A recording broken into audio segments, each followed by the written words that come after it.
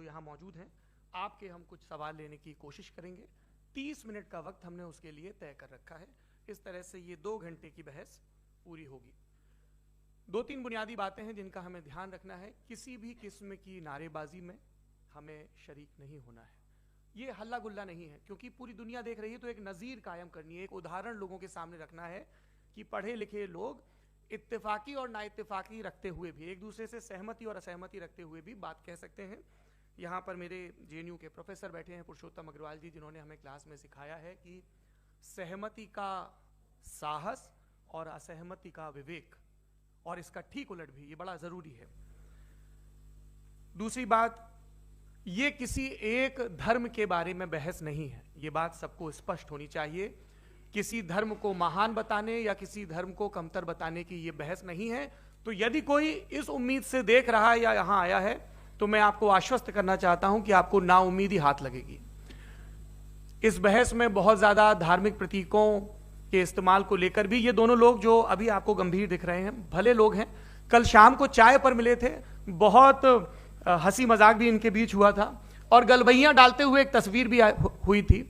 ये इस बात का प्रमाण है कि इंटरनेट पर जो हल्ला मचा हुआ है उसके मुकाबले ये दोनों लोग बहुत ही अच्छे शांत ढंग से बहस के लिए राजी हो गए हैं। ट्विटर की बातें ट्विटर तक सीमित, एलन मस्क आजकल उसको एक्स कहते हैं। और अब इस बहस की शुरुआत, मैं इन विद्वानों का, हालांकि इनको परिचय की जरूरत नहीं, पर हो सकता है, हमें पत्रकारिता में सिखाया जाता है कि नेवर अज्यूम, विज्ञान भी यही कहता है। मुफ्ती शमाइल नदवी साहब इस्लामिक विद्वान, शिक्षाविद हैं, कोलकाता के वाहियान फाउंडेशन के संस्थापक हैं, लखनऊ की प्रतिष्ठित दारुल उलूम नदवतुल उलमा से ग्रेजुएशन किया है, सोशल मीडिया और सार्वजनिक मंचों पर अध्यापन और बौद्धिक कामों में सक्रिय हैं, और इस समय इंटरनेशनल इस्लामिक यूनिवर्सिटी मलेशिया से PhD कर रहे हैं। अच्छी बात यह है कि पढ़ाई के साथ साथ ट्रैवल ब्लॉग भी बनाते हैं। पेट्रोनस टावर के सामने का ब्लॉग हमने देखा। हमारे साथ जावेद अख्तर साहब हैं। जावेद अख्तर साहब कवि हैं, शायर हैं, गद्य भी लिखते हैं, फिल्मों के लिए संवाद लिखे हैं, गीत लिखे हैं। इससे इतर ये वैज्ञानिक सोच को लेकर या अपने डिक्लेयर्ड एथिज्म को लेकर भी मुखर रहते हैं और अपने तहीं रैशनैलिटी की बात करते हैं। देवियों और सज्जनों, डज गॉड एग्जिस्ट? इस सवाल का जवाब सब अपने अपने तहीं खोजने की कोशिश कर रहे हैं। कोई इसको गॉड डैम पार्टिकल की खोज बताता है, कोई गॉड पार्टिकल की खोज बताता है, कोई हिग्स बोसान की खोज बताता है, कोई ये सवाल जवाब तलाशने की कोशिश करता है कि मास एग्जिस्टेंस में आखिर आया कैसे, हुआ क्या था, सृष्टि के पहले, समय के पहले क्या था, और कोई ये कहता है कि ये सारी खोजें जिस मस्तिष्क में हो रही हैं प्रकृति के क्रम में, वो कैसे विकसित हुआ। मैं उम्मीद करता हूं कि हम आज इन बुनियादी सवालों के कुछ जवाब हासिल करने में कामयाब हूं। मैं सबसे पहले मंच पर आमंत्रित कर रहा हूं मुफ्ती शमाइल नदवी साहब को। आइए सर जी।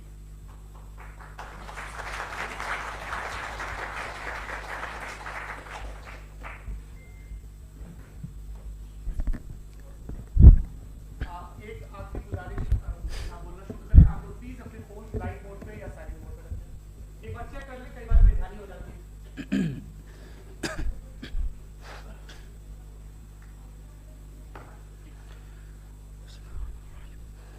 तमाम तारीफ़ें उस क्रिएटर के लिए जिसने इस यूनिवर्स को एक मकसद के तहत पैदा किया है। रिस्पेक्टेड जनाब जावेद अख्तर साहब, मिस्टर सौरभ द्विवेदी और respected audience, thank you all for being here today. आज की डिबेट में चूंकि हम बात करने वाले हैं डज गॉड एग्जिस्ट के टॉपिक पर, तो ये एक ऐसा टॉपिक है जिसके मुताल्लिक कोई भी डिसीजन लेने के लिए अलग अलग स्टैंडर्ड्स हो सकते हैं।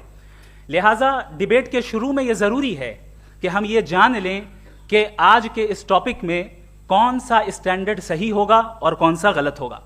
सबसे पहला स्टैंडर्ड जिसे मैं समझता हूं कि हमारे रिस्पेक्टेड जनाब जावेद अख्तर साहब बड़ी तेजी के साथ उसकी तरफ लपकेंगे, वो है साइंस। जबकि साइंस दर हकीकत खुदा के एग्जिस्टेंस को डायरेक्टली साबित करने या उसके एग्जिस्टेंस को डिनाई करने के लिए स्टैंडर्ड नहीं बन सकती। और उसकी वजह क्या है, ये मैं नहीं कह रहा, ये वो लोग कह रहे हैं जो साइंस के एक्सपर्ट्स हैं। नेशनल एकेडमी ऑफ साइंस कहती है science doesn't have the processes to prove और disprove the existence of God. Why? क्योंकि साइंस का ताल्लुक एम्पेरिकल एविडेंस से है और एम्पेरिकल एविडेंसेस का ताल्लुक हमारे नेचुरल और फिजिकल वर्ल्ड से है। जबकि गॉड नॉन फिजिकल और सुपर नेचुरल रियलिटी है। लिहाजा नॉन फिजिकल रियलिटी को आप उस टूल के साथ नहीं चेक कर सकते जिसका काम फिजिकल रियलिटी को तलाश करना है। लिहाजा आज इस डिबेट में गॉड की एग्जिस्टेंस को साबित करने या उसे डिनाई करने में साइंटिफिक एविडेंस को एक्सेप्ट नहीं किया जाएगा। दूसरा स्टैंडर्ड हो सकता है रेविलेशन, कि रेविलेशन के जरिए हम यह साबित करें कि गॉड एग्जिस्ट करता है या नहीं। लेकिन यह स्टैंडर्ड भी आज इररेलेवेंट है। क्यों? क्योंकि रेविलेशन मेरे नजदीक सोर्स ऑफ नॉलेज है, वैलिड सोर्स ऑफ नॉलेज है, लेकिन हमारे जावेद अख्तर साहब के नजदीक ये वैलिड सोर्स ऑफ नॉलेज नहीं है। लिहाजा आज की डिबेट में मैं एक भी एविडेंस किसी भी मजहबी स्क्रिप्चर से नहीं दूंगा ताकि जावेद अख्तर साहब के लिए वो अनएक्सेप्टेबल ना हो। तीसरा जो मेयार हो सकता है वो है ऑब्जर्वेशन, कि भाई कोई कहे कि हमें खुदा दिखाओ, अगर है तो दिखाओ, या ये कि खुदा के एग्जिस्टेंस पर एम्पेरिकल एविडेंस दो, तो ये है दर हकीकत गलत टूल का इस्तेमाल करना। ये ऐसा ही है कि जावेद साहब मुझसे ये मुतालबा करें कि मुफ्ती साहब आप मेटल डिटेक्टर के जरिए प्लास्टिक डिटेक्ट करके दिखाएं। अब चूंकि प्लास्टिक डिटेक्ट नहीं हो पा रही है लिहाजा plastic does not exist. No, you are using the wrong tool. इस टूल से प्लास्टिक को डिटेक्ट नहीं किया जाता। लिहाजा मैं समझता हूं कि गॉड के एग्जिस्टेंस पर एम्पेरिकल एविडेंस का मुतालबा करना एक बचकाना मुतालबा है, और हमारे रिस्पेक्टेड जनाब जावेद अख्तर साहब इस स्टेज से अब बहुत आगे निकल चुके हैं। अब बचता है एक ही स्टैंडर्ड, और वो स्टैंडर्ड है अक्ल, लॉजिक, रीजनिंग। और यही वो स्टैंडर्ड है जिसके तहत गॉड की एग्जिस्टेंस को साबित किया जाएगा या गॉड की एग्जिस्टेंस को डिनाई किया जाएगा। लेकिन चूंकि ये बहुत इंपॉर्टेंट और सेंसिटिव टॉपिक है, इसलिए लॉजिकल आर्ग्यूमेंट भी ऐसा होना चाहिए जो डेफिनेटिव हो, इनडेफिनेटिव ना हो, जो 2 और 2 4 की तरह बिल्कुल वाजे हो, जिसे लॉजिकली रिजेक्ट करना पॉसिबल नहीं हो। फॉर एग्जाम्पल हम कहें हमारे रिस्पेक्टेड मिस्टर सौरभ साहब, ये एक इंसान है और तमाम इंसान कॉन्शियस बीइंग है, लिहाजा नतीजा क्या निकला, हमारे सौरभ साहब भी कॉन्शियस बीइंग है। क्या ये इनडेफिनेट आर्ग्यूमेंट है या डेफिनेट आर्ग्यूमेंट है? ये डेफिनेट आर्ग्यूमेंट है। ये 2 और 2 की तरह वाजे है, इसमें किसी तरह जो है लॉजिकली इसको रिजेक्ट नहीं किया जा सकता। तो अगर आज हमारे जावेद अख्तर साहब ऐसी कोई अकली दलील और लॉजिकल एविडेंस दें खुदा के ना होने पर जो डेफिनेट भी हो, तो मैं ये ऐलान करता हूं कि यकीनन मैं उस एविडेंस को कबूल करूंगा और उस पर गौर करूंगा। लेकिन साथ में यह भी ऐलान कर देता हूं प्रेडिक्शन के तौर पर कि ऐसा कोई डेफिनेट आर्ग्यूमेंट कोई नहीं पेश कर सकता। दलील हम देंगे और डेफिनेटिव दलील देंगे, लॉजिकल दलील देंगे, ऐसी दलील देंगे जो एंटायर एथिस्टिक वर्ल्ड उसे रेफ्यूट नहीं कर सकती। चलें अब हम एक एग्जाम्पल सोचते हैं, एक सिनेरियो, सिंपल सिनेरियो, तमाम ऑडियंस से गुजारिश है, हम और आप एक आइसोलेटेड आइलैंड पर हैं, ऐसा आइलैंड जहां पे हमसे पहले कोई कभी नहीं गया। चलते चलते आपके सामने अचानक आपने देखा एक पिंक कलर की बॉल पड़ी हुई है। सबसे पहला सवाल आपके जहन में क्या आएगा कि ये बॉल यहां क्यों आई, कैसे आई, ये पिंक कलर की ही क्यों है, कोई और कलर भी हो सकता था, ये इसी शेप में क्यों है, कोई और शेप भी हो सकता था। नेचुरली आप इस तरफ पहुंचेंगे कि कोई ना कोई है जिसने इन स्पेसिफिक प्रॉपर्टीज के साथ इस बॉल को बनाया है और यहां पे रखा है। चूंकि आप जानते हैं कि ये जो बॉल है इसका एग्जिस्ट करना जरूरी नहीं है, ये एग्जिस्ट कर भी सकती थी, नहीं भी कर सकती थी, और एग्जिस्ट करना ही था तो किसी और फॉर्म में करती, किसी और कलर में करती। अब आप इस बॉल को एक्सपैंड करते चले जाएं, एक्सपैंड करते चले जाएं, एक्सपैंड करते चले जाएं, यहां तक कि ये बॉल यूनिवर्स के साइज की हो जाए। बताइए कि क्या साइज के बढ़ जाने से सवाल बदल जाएगा? हरगिज नहीं बदलेगा।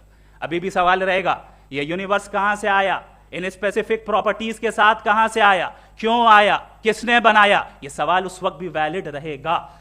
लेकिन ये सवाल अगर हम जनाब जावेद अख्तर साहब से करें तो चूंकि इनका वर्ल्ड व्यू एथिस्टिक है, और सिर्फ इनका नहीं, मतलब जितने भी एथिस्ट हैं और एथिस्टिक वर्ल्ड व्यू को रखने वाले से अगर आप ये सवाल करें कि ये यूनिवर्स कहां से आया, तो इनका जवाब या तो आर्ग्यूमेंट फ्रॉम इग्नोरेंस होगा या डॉगमेटिक होगा। या तो ये कहेंगे कि मुझे नहीं पता कि ये कहां से आया, लिहाजा गॉड डज नॉट एग्जिस्ट, ये आर्ग्यूमेंट फ्रॉम इग्नोरेंस है।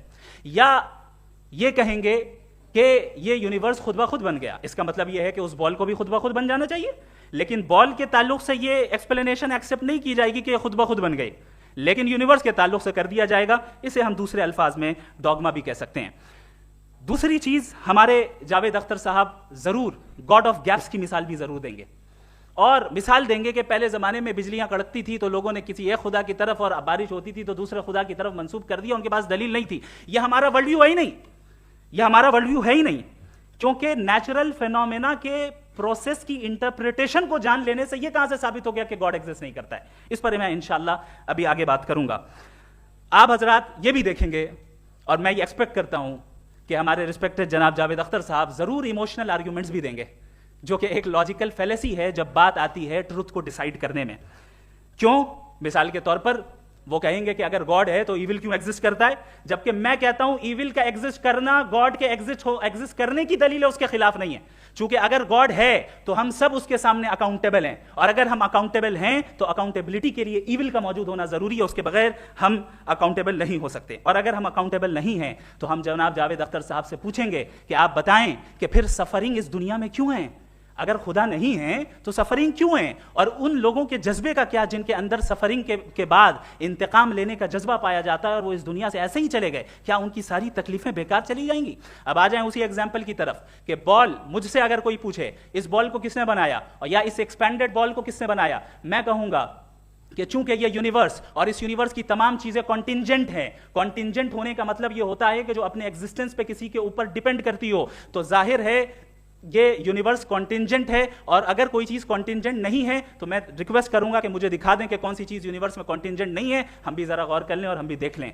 और जब कॉन्टिंजेंट चीजें मौजूद हैं तो फिलोसोफर्स की इस्तिलाह के मुताबिक, हम उस टर्मिनोलॉजी के मुताबिक हम उस जगह तक पहुंचते हैं और उस हस्ती तक पहुंचते हैं जिसे नेसेसरी बीइंग कहा जाता है, कि ये वो नेसेसरी बीइंग है जिसका मौजूद ना होना नामुमकिन हो। क्योंकि अगर ये मौजूद ना हो तो सारी चीजें एग्जिस्टेंस में आएंगी ही नहीं, और ये सारी कॉन्टिंजेंट चीजें उसी के ऊपर डिपेंड करती हैं। अब अगर आप ये सवाल करते हैं कि फिर उस हस्ती को किसने बनाया, फिर उसका कॉज क्या है, फिर उसका कॉज क्या है, फिर उसका कॉज क्या है, और एंडलेसली चले जाएं, इसे हम कहते हैं इन्फिनिट रिग्रेस ऑफ कॉजेस, जो कि लॉजिकल फेलेसी है। कॉन्सेप्चुअली इन्फिनिटी पॉसिबल है। मिसाल के तौर पे न्यूमेरिकल्स 1 2 3 गिनते चले जाएं, इन्फिनिट नंबर्स हैं। मैं कॉन्सेप्चुअली बात नहीं कर रहा, प्रैक्टिकली रियलिटी में साबित करके दिखाएं कि infinite regress of causes possible हैं या नहीं। अगर पॉसिबल हैं तो हम मान लेंगे, मिसाल दे दें, और पॉसिबल नहीं है तो एक ही ऑप्शन बचता है जिसे हम कहते हैं नेसेसरी बीइंग। ऐसी नेसेसरी बीइंग जो इंडिपेंडेंट है, क्योंकि अगर वो डिपेंडेंट हुई तो वो नेसेसरी नहीं रहेगी। ऐसी इंडिपेंडेंट बीइंग जो इटर्नल है, अगर वो इटर्नल नहीं होगी, उसकी बिगिनिंग होगी तो वो खुद कॉन्टिंजेंट है।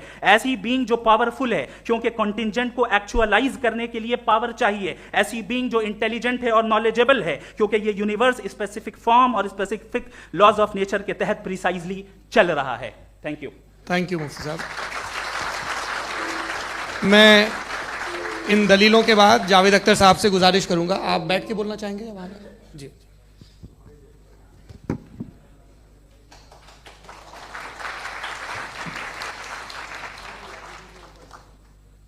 पहले तो मैं मुफ्ती साहब को एक अच्छी खबर देना चाहूँगा कि मेरी नॉलेज साइंस के बारे में बड़ी मामूली है, तो आप फिक्र ना करें उसकी, लेकिन कुछ कॉमन सेंस है मुझ में। देखिए, ये खुदा का तस्वुर कोई नया तस्वुर नहीं है, ये सदियों से रहा है। ये कुछ रिलीजन 3000 साल पुराने होंगे, 4000 साल पुराने होंगे, लेकिन इंसान कोई 10,000 12,000 साल से एग्जिस्ट करता है होमो सेपियन की शक्ल में, और हमेशा कुछ ना कुछ मज़हब रहे। ये मज़हब जाहिलों के नहीं थे, ये मज़हब एक ऐसी ग्रीक सोसाइटी के थे जहाँ बड़े बड़े फिलोसफर पैदा हुए।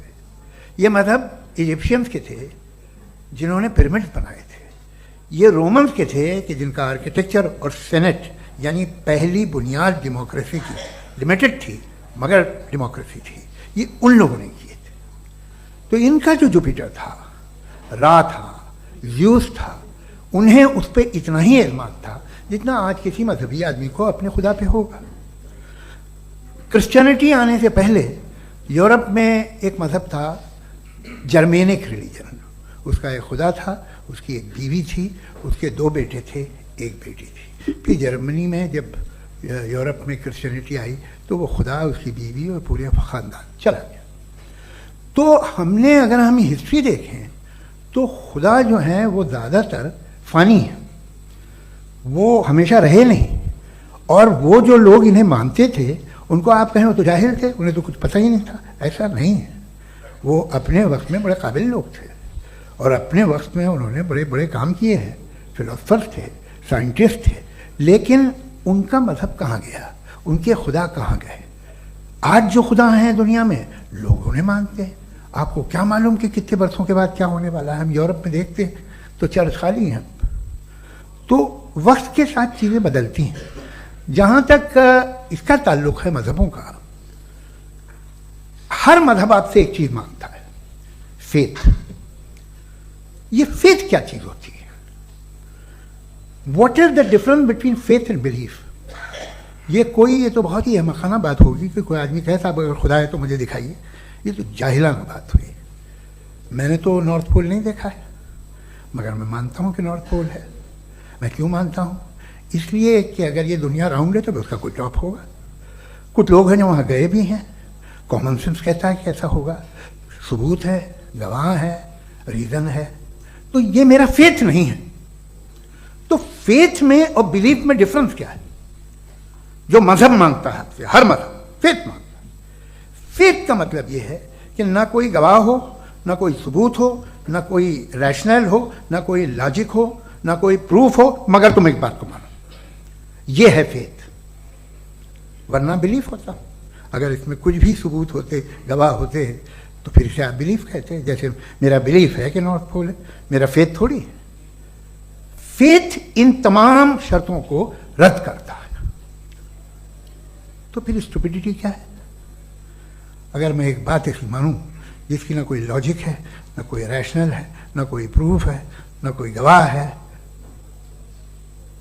ना कोई सबूत है, और मैं उसे मानूं, तो ये स्टुपिडिटी हुई। इसे ही भाई कल को मैं यकीन कर लूँ कि एलॉन मस्क जो है मेरा भाई है, तो मुझे इंतहाई खुशी होगी, सुकून भी बहुत मिलेगा मुझे। लेकिन और कहे भाई क्यों मानते हो, क्या सबूत है भाई, वो तो अमेरिकन है और तुम तो इंडियन हो, वो तो नस्ल अलग है, तुम्हें कभी मिले भी नहीं। साहब देखिए मेरा फेथ है, इस पर बात न किया। फेथ का मतलब ही यह है कि आप प्रूव नहीं कर सकते। अगर आप प्रूव कर सकते हो तो फेथ की जरूरत ही नहीं, फिर तो आप बात करेंगे, आप कितनी बहस कर लीजिए। अल्टीमेटली दुनिया का हर मजहब फेथ पे टिका है, और फेथ का मतलब है एक ऐसा यकीन जिसका कोई सबूत, कोई गवाह, कोई रैशनल नहीं। अब आप ये कहें, क्या आप ये क्यों कह रहे हैं कि साहब ये कायनात किसने बनाई? कमाल ये है कि आपने बताया कि एक आइलैंड पे गए और एक बॉल देखी। आपने ये नहीं कहा कि आइलैंड किसने बनाया, आपको सिर्फ बॉल पे हैरत हुई। हमने आइलैंड पे हमने हैरत नहीं की, होते हैं आइलैंड। इसी तरह ये आइलैंड है, सितारे, ये गैलेक्सीज, ये सब आइलैंड हैं, खला में। हम उन्हें टेकन फॉर ग्रांटेड लेते हैं, हम पूछते नहीं कैसे बनाए। आपने जजीरे के बारे में भी नहीं पूछा है। मेरी पैदाइश कैसे हुई? क्या मैं प्लान्ड पैदा हुआ था? I was plan to be born, या एक लकी स्पर्म था जो किसी एक से चिपक गया? मेरी पैदाइश रैंडम। और इंसाफ जिसे आप कहते हैं, इंसाफ का तो नेचर से कोई वास्ता ही नहीं है। जो आप कहते हैं कि एक दिन इंसाफ मिलेगा, इंसाफ is a human concept. Nature में कोई इंसाफ नहीं। अगर शेर हिरन को खा जाता है तो उसे कोई सजा नहीं मिलती। अगर एक आंधी आती है और हरे भरे पेड़ों को उखाड़ के फेंक देती है तो आंधियों की जेल नहीं होती है। नेचर में इंसाफ नहीं, इसलिए वो नेचर को इंसाफ की जरूरत भी नहीं। नेचर तमाम एक है। अब हम कहें कि साहब ये देखिए जो मैंने खाना खाया था, ये मेरी यहाँ तो नहीं यूँ कर दिया उसे, तो इसे सजा मिलनी नहीं, वो सिस्टम है, ऐसे ही चल रहा है। नेचर बगैर इंसाफ के है। इंसाफ इज अ ह्यूमन कॉन्सेप्ट।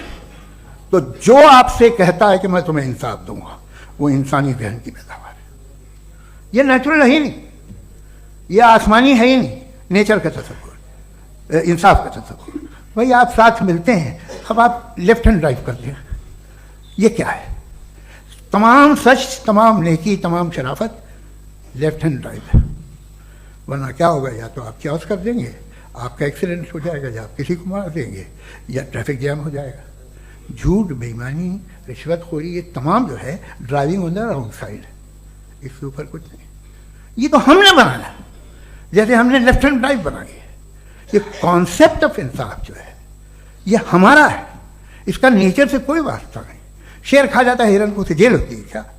कुछ भी है ही नहीं। तो ये जो दुनिया के रिलीजन प्रॉमिस करते हैं आपसे इंसाफ, इसी से मालूम होता है कि अमेंडमेंट है। ये तसव्वुर कहीं और का है ही नहीं। जो नेचर है, कुछ लोग कहते हैं नेचर ही खुदा है, तो नेचर में तो इंसाफ नहीं कहीं। और आप वादा कर रहे हैं कि तुम्हें मरने के बाद इंसाफ मिलेगा। मुझे अगर मिलेगा तो मैं बहुत खुश होऊंगा, लेकिन मैं यकीन नहीं कर पाता हूँ, इसलिए कि मैं फेथ नहीं पैदा कर सकता।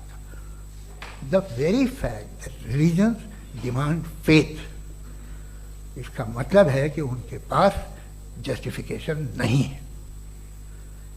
अच्छा था फिर रिलीजन अगर मॉडरेशन में है, कोई सा भी नहीं, वो आप में कुछ खूबियाँ भी पैदा करता होगा, देखिए उससे ये फ़ायदा है वो फ़ायदा है। अल्कोहल जो है वो ज़्यादातर दवाओं में यूज़ होती है, और एक सर्वे किया गया था अमेरिका में कि लॉन्जेटिविटी किन लोगों की है, तो एक तरफ वो लोग थे जो शराब पीते ही नहीं थे, और एक तरफ वो थे जो एक बोतल शराब रोज़ पीते थे। सबसे ज़्यादा लंबी उम्र उनकी है जो 2 पैक नाप के शराब पीते हैं और खाना खाते हैं। मगर हम शराब को बुरा समझते हैं, मैं भी बुरा समझता हूँ। क्यों? ऐसा होता नहीं। कुछ चीज़ों में आदत होती है कि वो बढ़ती है। आज तक में एक आदमी दूध पीता है, आप 10 साल बाद भी मिलेंगे तो एक ही गिलास पीता होगा। ऐसा नहीं होता, सुबह से दूध पीता रहता है।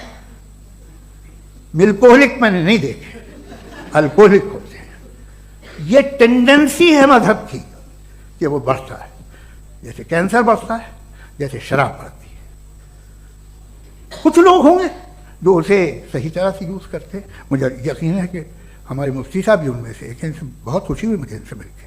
लेकिन कितने लोग हैं कि आज आप देखते हैं दुनिया में जो तबाहियाँ हैं, इनमें कितना हाथ है उन लोगों का जो बिलीवर कहते था मजहब ये नहीं कहता, ना कहता होगा, मगर जब ये मजहब पीते हैं तो ऐसे बिहेव करते हैं। थोड़ा सा अगर हो तो शायद बहुत अच्छी बात, लेकिन शराब थोड़ी सी नहीं रहती, उसमें टेंडेंसी है। पहले थोड़ा सा अगर 2-3 कैंसर के सेल हो ना बॉडी में तो आदमी स्लिम रहेगा, लेकिन वो 2-3 सेल नहीं रहते, वो मल्टीप्लाई होते हैं। जावेद साहब टाइम पूरा हो गया। टाइम हो गया, तो बस बात खत्म हो गई। अच्छा, मुझे कुछ और कहने को था भी नहीं। जी, मैं पहले जवाबी दौर के लिए इनवाइट कर रहा हूं मुफ्ती साहब को। Your rebuttal round 1, you have 7 minutes.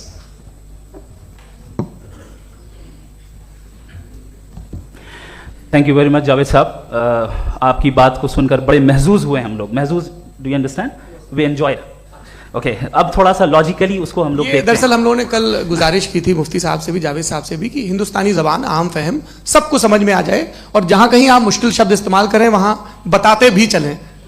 Thank you. तो सबसे पहले हमारे रिस्पेक्टेड जावेद साहब ने हवाला दिया कि खुदा फानी है। कितने मजहब आगे चले गए, किसी ने जुपिटर को खुदा माना, किसी ने किसी को माना। मैं कहता हूं जिसने कॉन्टिंजेंट चीज को खुदा माना, गलत माना, वो खुदा ही नहीं, वो खुदा ही नहीं है। हम तो नेसेसरी बीइंग को साबित करने बैठे हैं, वो नेसेसरी कॉज जो इटरनल है, जो अबदी भी है और अजली भी है। हम किसी और को साबित करने नहीं बैठे। दूसरी चीज उन्होंने कहा कि फेथ एंड बिलीफ, ये एक ऐसी डेफिनेशन है फेथ की जो इन्होंने पहली मर्तबा पेश की है, या माफ कीजिएगा इन्होंने पहली मर्तबा पेश नहीं की है, रिचर्ड डॉकिंस ने पहली मर्तबा पेश की है। मुझे मालूम है ये सोर्स कहां से है। एपिस्टेमोलॉजिकली फेथ और बिलीफ का फर्क आप इस तरह नहीं कर सकते सर। फेथ सही भी होता है, गलत भी होता है, बिलीफ सही भी होता है, गलत भी होता है। जो लॉजिक, रीजन और एविडेंस से बैक्ड होगा वो फेथ सही होगा। और आप जिस फेथ की बात कर रहे हैं कि इलॉजिकल है और उसके पीछे नहीं है, तो we are on the same page. हम नहीं मानते उस फेथ को। जो फेथ ऐसा हो जिसके पीछे कोई लॉजिक ना हो, एविडेंस ना हो, हम नहीं मानते। हम तो उस फेथ के कायल हैं जिसके पीछे लॉजिक हो और एविडेंस हो। तो बिलीफ सही भी होता है, गलत भी होता है, फेथ भी सही होता है और गलत भी होता है। तो आज फेथ और बिलीफ के डिफरेंस पे बात नहीं हो रही है। आज आप चाहे फेथ एक्सेप्ट कर लें या बिलीफ एक्सेप्ट कर लें, आज ये बात होगी कि ट्रूथ क्या है। चाहे ट्रू बिलीफ सही है या ट्रू फेथ सही है, और फॉल्स फेथ क्या है और फॉल्स बिलीफ क्या है, बात इस पे हो रही। दूसरी चीज इन्होंने पूछा स्टुपिडिटी फिर क्या है। अगर फेथ रिलीजन स्टुपिडिटी नहीं है तो और क्या है? चूंकि फेथ का मुतालबा करते हैं तो स्टुपिडिटी क्या है? मैं कहता हूं स्टुपिडिटी एथिज्म है। उसकी वजह यह है कि आप एक सड़क पे जा रहे हो और आप किसी गार्डन में जाएं और देखें वहां लिखा है फूलों के साथ I love Javed Akhtar, and I really do, I love you sir. So जब आप वहां पर पहुंचे तो वहां पहुंचकर अब ये बताएं, क्या आप ये कहेंगे वाह व्हाट अ नेचुरल सिलेक्शन? ये क्या नेचुरल सिलेक्शन है? नहीं, ये प्रिसाइजली डिजाइंड है, इसके पीछे डिजाइनर है। लिहाजा अगर कोई एक ऐसी कॉमन सेंस की बात को कबूल नहीं कर रहा है कि यूनिवर्स जो इतने प्रिसाइजली काम कर रहा है, हम कहते हैं कि खुद ब खुद बन गई, मैं समझता हूं इससे बड़ी स्टूपिडिटी और कुछ नहीं है। ये रैशनल चीज है। फिर हमारे सर ने कहा कि आपने बॉल पे फोकस किया, आइलैंड पे फोकस नहीं किया। अरे आइलैंड को किसने बनाया, यही समझाने के लिए तो बॉल की मिसाल दे रहा हूं। और बॉल भी कॉन्टिंजेंट है, आइलैंड भी कॉन्टिंजेंट है, दोनों नेसेसरी बीइंग का मुतालबा करते हैं। आगे इन्होंने कहा कि नेचर में कोई इंसाफ नहीं है, हम डिसाइड करते हैं कि मोरालिटी क्या होती है, इंसाफ क्या होता है, हम डिसाइड करते हैं। जैसे ड्राइविंग सीट में ट्रैफिक वाला, ये तो किसी खुदा ने नहीं कहा, ये है, इसे कहते हैं फॉल्स इक्विवेलेंस, ये एक लॉजिकल फेलेसी है। आपने जो है मिसाल दी ड्राइविंग की और ट्रैफिक की, ये सब्जेक्टिव मोरालिटी है। आप सब्जेक्टिव मोरालिटी को मिसाल बनाकर ऑब्जेक्टिव मोरालिटी के ऊपर नहीं थोप सकते। इंसाफ ये ऑब्जेक्टिव मोरालिटी। अगर आप ये कहते हैं कि नेचर में इंसाफ नहीं है, तो इंसाफ का न होना ये नेचुरल हुआ, तो फिर नेचर को नेचर रहने दे, क्यों हम इतना स्ट्राइव कर रहे हैं दुनिया में इंसाफ लाने के लिए? ये तो इलॉजिकल बात है, इरैशनल बात है। इसलिए बहुत सी चीजें ऐसी हैं जो ऑब्जेक्टिवली जो है इविल या गुड हैं, और बहुत सी चीजें ऐसी हैं जो सब्जेक्टिवली हैं। सब्जेक्टिवली जो मोरल होता है या इमोरल होता है, उसको हम सोशल कंसेंसस से या पर्सनल प्रेफरेंस से डिसाइड करते हैं। लेकिन जो ऑब्जेक्टिव मोरालिटी है, जिसमें इंसाफ आया, जो इन्होंने बार बार रिपीट किया, ये ऑब्जेक्टिव है, सब्जेक्टिव नहीं है। अगर आप कहते हैं ये सब्जेक्टिव है, तो मेरा सवाल आपसे ये है, क्या सोशल कंसेंसस के जरिए अगर जुल्म को सही करार दे दिया जाएगा तो आप जुल्म को जस्टिफाई करेंगे? दूसरी चीज इन्होंने ये कहा कि 2 पैक शराब पी लें तो वो उतने पे नहीं रहता, बढ़ जाता है। यही मामला मजहब के साथ है, 2 पैक आप पी लें बढ़ेगा।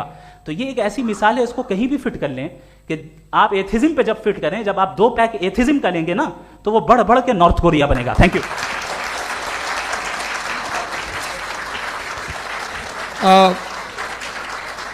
फर्स्ट राउंड के रिबटल के लिए मैं जावेद साहब को इनवाइट कर रहा हूं। आपके पास 7 मिनट का वक्त है, रीसेट कर दीजिएगा प्लीज। मुझे इस बात की खुशी है कि मुफ्ती साहब ने भी मान लिया कि नेचर में कोई इंसाफ नहीं है। तो कोई भी चीज़ जो इंसान ने नहीं बनाई है उसमें इंसाफ नहीं होता है। एक बात मैं आपसे अर्ज़ करूँ, ज़रा पता लगा लीजिएगा, ये जो आप बाग में जाते हैं बेहद खूबसूरत फूल देखते हैं ना, इनमें से कोई नेचुरल नहीं है। ये सारे फूल क्रॉस करके बनाए गए हैं। जो जंगल में फूल होते हैं नहायत मामूली होते हैं, ये फूल इंसानों ने बनाए हैं। जो आप बाग में देख के वाह वाह कहते हैं, ये इंसानों के बनाए हुए हैं। डिफरेंट फूलों को क्रॉस करके, डेवलप करके, फिर क्रॉस करके इस तरह से बनाए गए। नेचुरल फ्लावर नहीं, किसी जंगल वीरान में जाके आप गुलाब के फूल नहीं देखेंगे। ये सब बनाए हुए इंसान ने, बहुत से काम इंसान ने किए हैं। बाकी है कि आपने मेरी एक बात का जवाब नहीं दिया, जिससे मुझे शिकायत है कि फेथ क्या है और आप फेथ मांगते क्यों हैं मुझसे?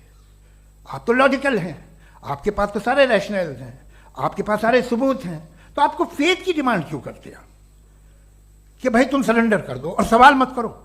कोई मजहब सारे सवाल करने की इजाजत नहीं देता है और मना करता है कि दादा सवाल ना करो, बह जाओगे तुम। आप क्यों रोकते हैं? हकीकत यह है कि इंसानी तारीख क्या है। इंसानी तारीख यह है कि दुनिया में 2 तरह के लोग हुए। एक वो जिन्होंने अपनी लाइल्मी की परस्तिश की है, दूसरे वो जिन्होंने अपनी इग्नोरेंस या लाइल्मी से झगड़ा किया है और मालूम किया है कि क्या है। ये जो आप कह रहे हैं, आज आप हैरान हैं कि भाई ये यूनिवर्स कैसे बनी। लोग हैरान थे कि सूरज डूबता है तो इधर से कैसे निकलता, और आप एक कदम जाके हमेशा का मानने को तैयार है, एक कदम पीछे ही मान जाइए।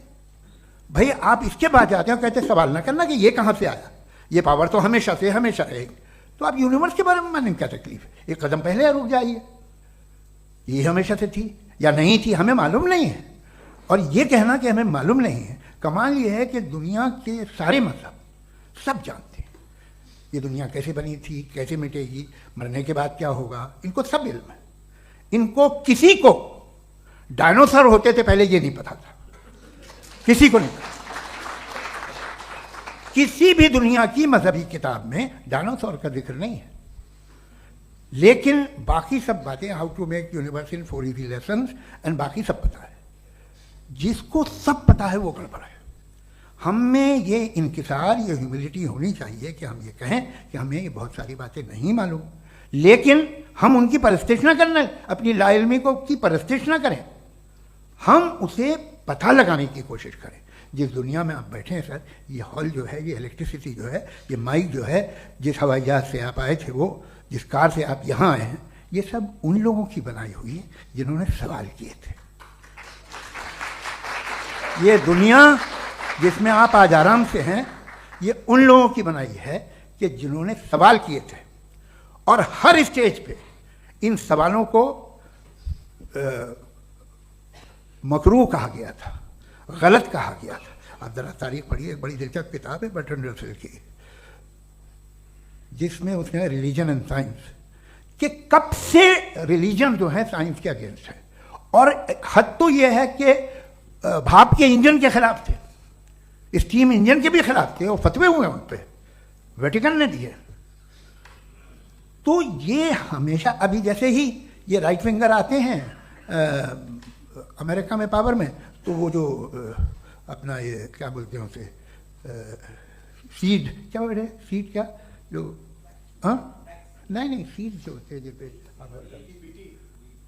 जी, नहीं भाई, वो जो ह्यूमन बॉडी के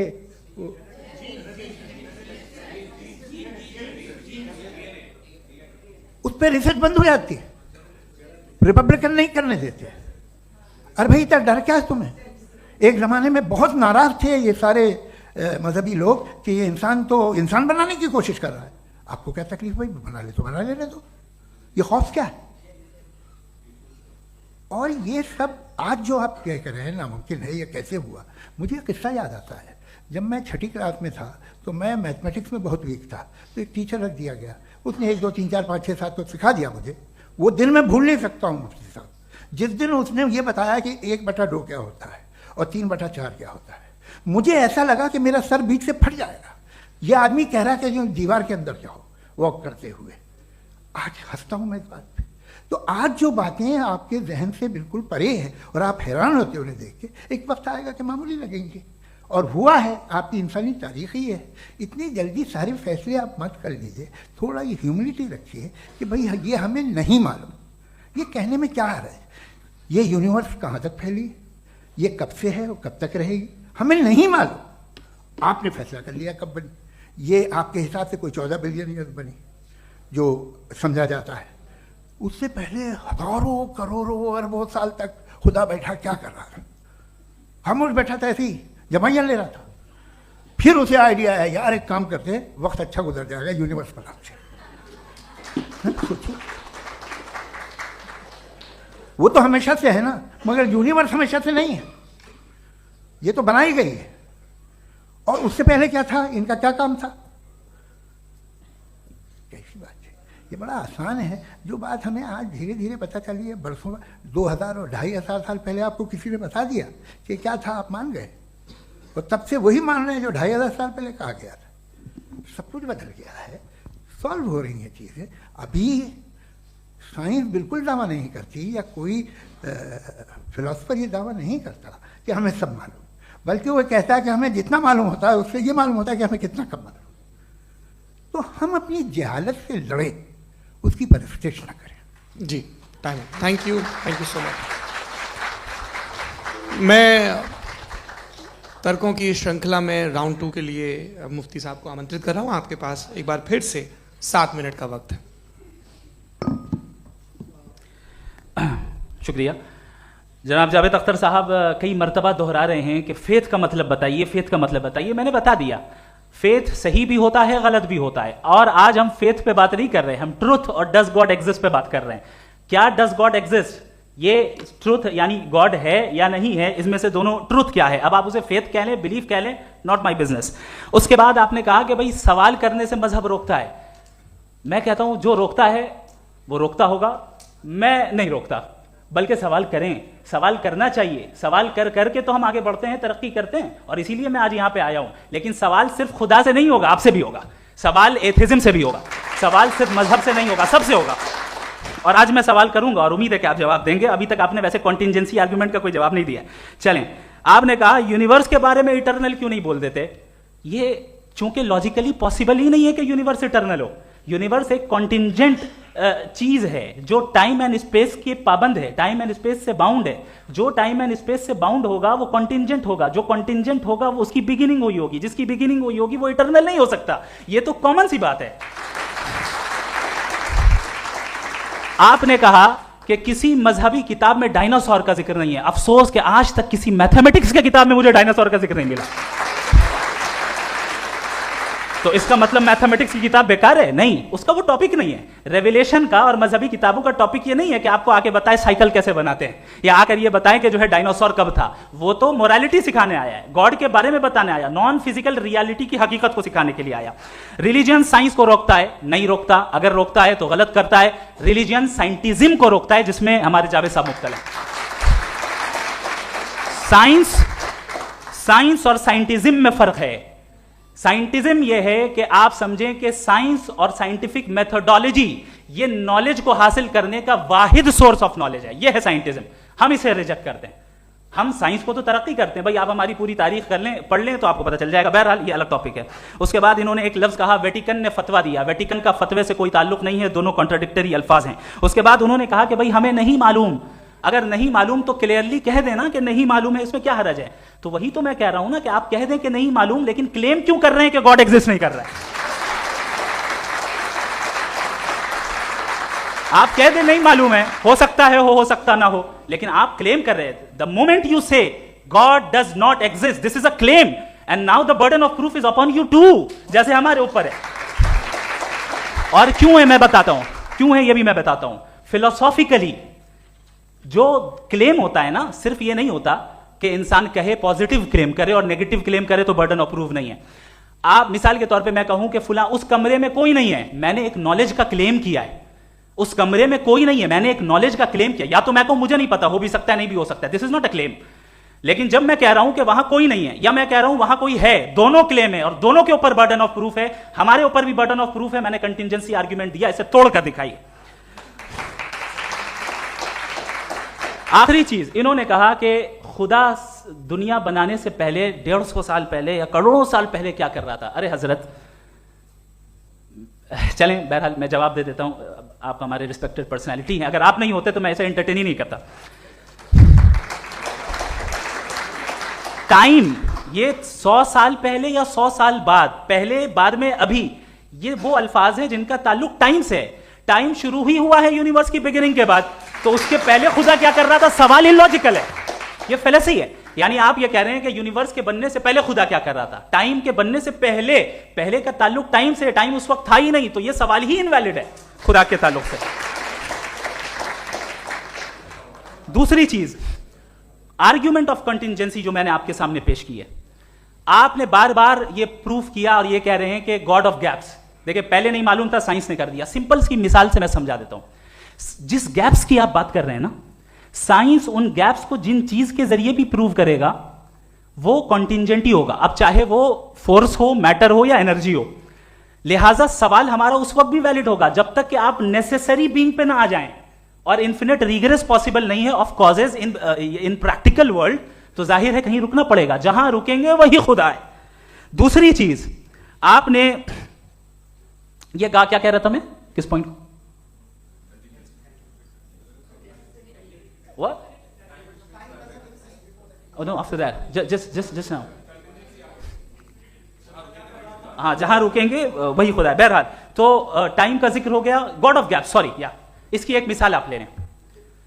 एक कार है, एक साहब ने देखा कि भाई कार जो है उसके व्हील्स कितने अच्छे लगे हुए हैं, सही जगह पे। स्टीयरिंग जो है कितने अच्छे जगह पे लगी हुई, और सीट्स कितने वेल डिजाइंड है, कितनी प्रिसाइजली ये कार काम कर रही है।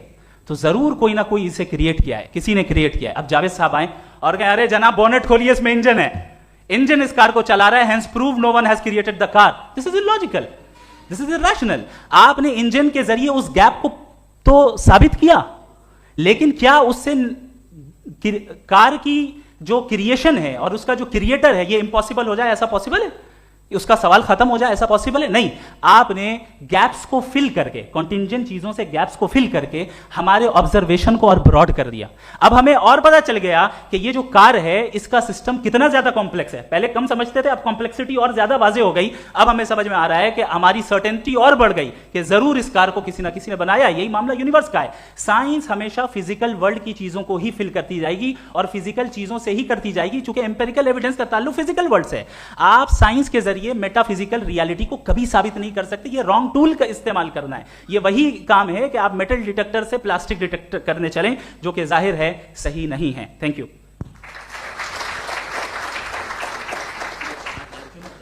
जी, ये आर्ग्यूमेंट का राउंड 2 है। हाँ। 7 मिनट है। पहले तो मैं आपसे अर्ज करूं कि आपने कहा कि जब कायनात ही नहीं थी तो वक्त भी नहीं था, कुछ भी नहीं था। कैसे नहीं था? खुदा था। एक एग्जिस्टेंस तो था ना खुदा का। तो जब खुदा था तो वक्त भी होगा। ऐसा नहीं कि कुछ भी नहीं था, खुदा था। अच्छा, बाकी एक आपने कहा साहब आप साबित कीजिए, आपके पास भी लॉजिक है या मेरे पास भी लॉजिक है। आपका, मेरा जिम्मेदारी नहीं है साबित करना कि खुदा है। बर्टन रसल ने बड़ी अच्छी बात कही।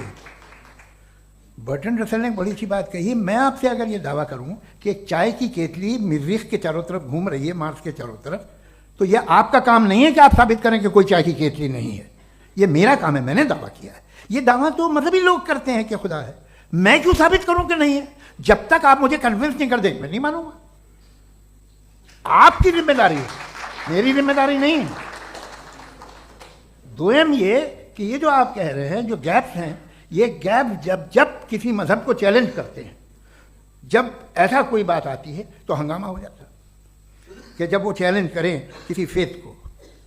ये तमाम साइंस जो है इसे मुख्तलिफ जगहों पे मुख्तलिफ वक्तों में मजहब ने रोकने की कोशिश की है। ये किताब है religion and science, Burton Russell की, पढ़िएगा, अच्छी लगेगी आपको। तारीख ही है साइंस, मजहब की। साइंस से उसका यही रिश्ता है। अच्छा, अब ये हम सोचें कि बहरहाल ये वजूद जो है मजहब और ये बिलीव इन गॉड इंसान को बेहतर बना देता है। तो एक काम कीजिए, हिंदुस्तान वर्ल्ड का नक्शा लीजिए और मार्क कीजिए कि रिलीजन कहाँ कहाँ ज़्यादा है, कहाँ कहाँ, चाहे वो लैटिन अमेरिका हो या मिडल ईस्ट हो या फार ईस्ट हो या हिंदुस्तान के वो इलाके जहाँ मजहबियत ज़्यादा है। रख दीजिए नक्शा अलग। अब दूसरा नक्शा कि कहाँ कहाँ नाइंसाफ़ी, रिप्रेशन, औरतों के हुकूक की पामाली, जुल्म, डिक्टेटरशिप कहाँ है। नक्शा एक ही होगा। तो आप मुझे बताएं कि जो इसका तरकीब इस्तेमाल क्या है। खुदा का तरकीब इस्तेमाल तो बताइए। आप छोटी सी दवा सड़क पे बेचते हैं, उसकी भी तरकीब इस्तेमाल बताते हैं। इसके इस्तेमाल से तो फायदा नहीं हुआ किसी को। जो सारे के सारे खराब मुल्क हैं, खराब समाज है, वो सारे जुल्म खुदा के नाम पे करते हैं। वो गलत करते हैं, सही करते हैं, मुझे क्या लेना देना उससे। इस्तेमाल से मालूम होता ना। एक विस्की की बोतल कभी शायद देखी हो आपने, लाल रंग की होती है, उस पर रोशनी और छपड़ा इंतहाई खूबसूरत लगती है, क्या बिगाड़ रही है किसी का। उसका इस्तेमाल गलत है, इसलिए आप उसे नापसंद करते हैं। इसका इस्तेमाल गलत है, इस तसव्वुर का इस्तेमाल ही गलत है और हमेशा से गलत हुआ है। आप देख लीजिए, इंसानी तारीख देख लीजिए, आज देख लीजिए, हिंदुस्तान देखिए, दुनिया देख लीजिए, क्या हो रहा है। इसे कैसे इस्तेमाल कर रहे हैं। फेथ वाले लोग क्या फेयर हैं, जस्ट हैं, जो अपने खुदाओं पे यकीन रखते हैं, वो किस तरह के लोग, वो लोगों को इंसाफ देते हैं, वो बेहतर इंसान बने। तो इस दवा का फ़ायदा क्या है? चलो बहुत फ़ायदा हो रहा तो मैं इस्तेमाल कर लूँगा। मुझे तो इस दवा का कोई फ़ायदा दिखता ही नहीं। मुझे तो ऐसा लगता, मैं एक और बात बताऊँ, अगर कोई आदमी मजहबी है और अच्छा आदमी है तो मैं उसकी बहुत इज्जत करता हूँ, इसलिए कि मेरा ख्याल है मजहबी आदमी का अच्छा होना मुझसे अच्छा होने से ज़्यादा मुश्किल है। भाई हर चीज़ की एक लिमिट है। आप इतना भाग सकते हैं, इतना नहीं भाग सकते, इतना वजन उठा सकते हैं, इतना नहीं उठा सकते, इतना दूर देख सकते हैं, इतना दूर नहीं देख सकते। उसी तरह कॉमन सेंस कहता है कि आप में नेकी का भी एक कोटा होगा। अब आप अगर सुबह जाते हैं अपनी इबादत गाह और इबादत करते हैं तो बाहर निकलते हैं तो आप तो यही महसूस करते हैं कि आपने एक बहुत अच्छा काम किया, आपकी नेकी का एक बहुत बड़ा कोटा खर्च हो गया जिससे किसी का कोई फ़ायदा नहीं हो। मैं तो नहीं जाता हूँ तो मुझे तो किसी को खाना खिलाना पड़ेगा, किसी बेवा की मदद करनी पड़ेगी। मैं अपना कोटा कैसे कंज्यूम करूँ? आप अपना कोटा, सारे मजहबी लोग इंतहाई यूजलेस कामों में यूज़ करते हैं। उसके बाद भी अगर आप में बच्ची है थोड़ी सी शराफत तो भाई वाह क्या बात है।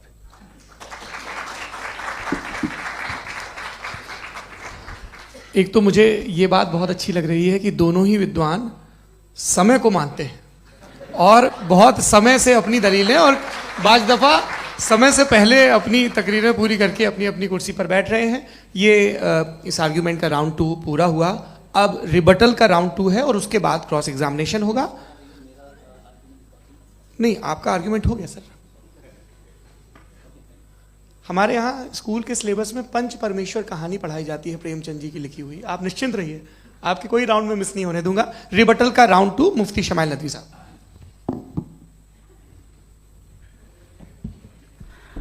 असल में जो हकीकी प्रॉब्लम है, असल प्रॉब्लम है वो ये है कि जावेद साहब के पास कॉन्सेप्ट ऑफ गॉड क्लियर नहीं है। इन्होंने कहा कि कायनात से पहले खुदा तो था, तब भी तो टाइम होगा। कि टाइम कायनात का हिस्सा है। हम उस खुदा को मानते हैं, नेसेसरी बीइंग का टाइमलेस होना जरूरी है, चूंकि वो टाइम का क्रिएटर है। जब उसने टाइम को क्रिएट किया तो वो खुद टाइम पे कैसे होगा? उसने जब स्पेस को क्रिएट किया तो खुद स्पेस में कैसे होगा? अगर वो टाइम एंड स्पेस को पहले से ही उसका पाबंद है तो फिर किस चीज को उसने क्रिएट किया? लिहाजा ये सवाल गलत है कि खुदा था तो टाइम होगा। बिल्कुल नहीं, टाइम के पाबंद हम है, खुदा नहीं है। हम फिजिकल वर्ल्ड से ताल्लुक रखते हैं, वो मेटाफिजिकल रियलिटी है। दूसरी चीज इन्होंने मिसाल दी कि चाय की केतली हवा में घूम रही होगी, और पता नहीं शायद वो बर्टन रसल का उन्होंने हवाला दिया। बहरहाल यही प्रॉब्लम है। प्रॉब्लम यही है कि हम चीजों के दरमियान डिफरेंशिएट नहीं कर पाते। ये जो आपने मिसाल दी ये इमेजिनेशन है, और मैं जो साबित कर रहा हूं वो लॉजिकल नेसेसिटी है। आप इमेजिन करने आए तो कुछ भी करें, जुपिटर में पिंक एलिफेंट होगा, यूनिकॉर्न होगा, करें, उससे कायनात पे क्या फर्क पड़ता है? उससे आप लॉजिकल नेसेसिटी साबित नहीं कर सकते। मैं तो उस प्राइम कॉज की बात कर रहा हूं, उस नेसेसरी बीइंग की बात कर रहा हूं जिसके बगैर इस कायनात का एग्जिस्टेंस मुमकिन नहीं है। दूसरी चीज, मजहब को साइंस चैलेंज करती है वगैरह वगैरह, ये हमारा टॉपिक ही नहीं है। मैं इस पर बात करूंगा तो फिर मेरा वक्त चला जाएगा। मजहब के ऊपर चूंकि हमारी डिस्कशन नहीं है, साइंस को मजहब और बिलखुसूस मैं और हमारा वर्ल्ड व्यू कम अज कम साइंस को पीछे नहीं करता है, साइंटिज्म की मजम्मत करता है। इसकी वजाहत मैंने पहले कर दी। दूसरी चीज इन्होंने कहा वर्ल्ड का नक्शा लीजिए, वर्ल्ड मैप लीजिए, 2 अलग अलग जगह की। हजरत मैंने ये होमवर्क किया था और मैंने मिडिल ईस्ट का एक नक्शा लिया और यूरोप का एक नक्शा लिया। ये मजहबी इलाका और ये लिबरल और एथीस्ट इलाका। मुझे पता चला कि सबसे ज्यादा रेप केसेस जो हैं वहां पर है।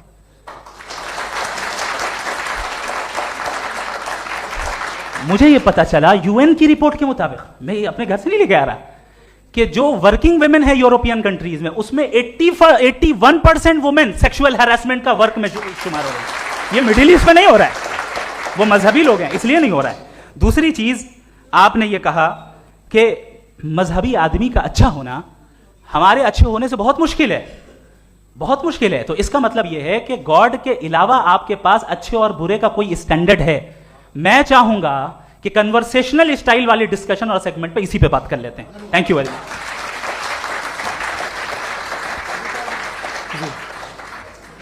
ये रिबटल का राउंड 2 है। आपके पास 5 मिनट का वक्त है और इसके बाद क्रॉस एग्जामिनेशन शुरू करेंगे। आप चाहें तो जो इन्होंने सवाल पूछे उनके जवाब आप रिबटल में भी दे सकते हैं। जी जी, देखिए पहले तो ये बात कि ये मिसाल गलत नहीं है, गलत है।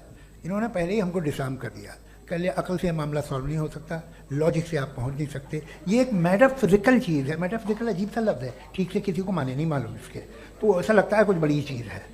अरे भाई क्या होता है मेटाफिजिकल, बताओ, खड़ी हो। ये एक लफ्ज़ है जो कहीं भी इस्तेमाल हो जाता है। जब आप एक बात कर रहे हैं और आप मुझसे बहस कर रहे हैं तो मुझे मेटाफिजिकल मत बताइए, आप लॉजिकली मुझे प्रूफ किए। और अगर लॉजिकली आप नहीं बात करते साहब ये मेटाफिजिकल है, तो फिर हम आप बात क्या कर रहे हैं? मेरा आपका किस ज़बान में कॉन्वर्सेशन होगा? और ये कहना कि वक्त पहले नहीं था तो फिर क्यों कहते हैं ये हमेशा से और हमेशा रहेगा? हमेशा वक्त है, तो आप कैसे कहते हैं वो हमेशा से है और हमेशा रहेगा? हमेशा का मतलब है कोई वक्त, अगर वक्त ही नहीं है तो हमेशा कैसे? बाहर वो रहेगा। अब मैं ये देखता हूँ, आपने कहा ना कि वहाँ रेप ज़्यादा होते हैं, तो हम एक बात देखते हैं कि दुनिया जिस पे वो कादर मुतलक है, जिसकी मर्ज़ी के बगैर पत्ता भी नहीं हिलता, ओमनीपोटेंट है, ये दुनिया चल कैसे रही है? और इस दुनिया का हाल क्या है? 45,000 बच्चे जो 10 साल की उम्र से कम थे वो गाजा में मरे। भूख से काला हांडी में बच्चे मरते हैं और डिप्थेरिया से मरते हैं। डिप्थेरिया अजीब मर्ज है, गले में जाली बनना शुरू होती है, बच्चा नीला हो जाता है, गरीब का बच्चा, इसलिए कि उपासिल आदमी। ये कादर मुतलक है, जो चाहे कर दे, इससे आप दुआएं मांगते हैं हमारी ये काम कर दे वो कर दे, तो इसका मतलब डे टू डे लाइफ में वो इंटरफेयर करता है और ये देख रहा है वो। अगर वो वाकई भी है फॉर डिस्कशन सेक, तो मैं जब दुनिया देखता हूँ तो मेरे दिल में उसके लिए कोई इज्जत नहीं पैदा होती। ये क्या कर रहे हो तुम पूरे ऑल पावरफुल हो, ओमनीपोटेंट हो, ओमनी प्रेजेंट हो। तुम तो वहाँ गदा में रहे होगे ना, तुम हर जगह हो। तुम देख रहे थे कि बच्चे की कैसे धज्जियाँ उड़ रही, तुम देख रहे थे और तुम चाहते हो मैं तुम्हारी परस्तिश करूँगा, तुम हो भी। अरे यार, इसके अच्छे तो हमारे चीफ प्राइम मिनिस्टर हैं, कुछ तो ख्याल करते हैं। कमाल है। आप किसकी इबादत कर रहे हैं? अगर वो है भी, ये दुनिया नाइंसाफी से, जुल्म से, जबर से, तशद्दुद से भरी हुई है। और आप ये मत कहिएगा कि वो देख रहा है और वो बताएगा एक दिन। अगर वो देख रहा है और इंटरफेयर नहीं करता तो आप दुआ क्यों मांगते? आप कहते मेरा ये काम करा दे, इसके मतलब है वो दखल दे सकता है, वो आपको नौकरी दिलवा सकता है, भले दूसरे आदमी को न मिले, मगर आपका काम कर देगा चूंकि आपने दुआ मांगी है। तो जब वो आपको नौकरी दिला सकता है, लड़की की शादी कर सकता है, बेटे को ग्रीन कार्ड दिलवा सकता है, तो कम से कम ये जो मर रहे हैं बच्चे, इनको रोक दे, कुछ तो करे। मुझे तो दुनिया में, इस दुनिया का कोई मालिक है, इसका ओमनीपोटेंट कोई रूलर है, और ये दुनिया ऐसी चल रही है। मैं तो चाहूँगा कि भाई ना हो, अगर हो तो बड़ी शर्मिंदगी की बात है। शुक्रिया।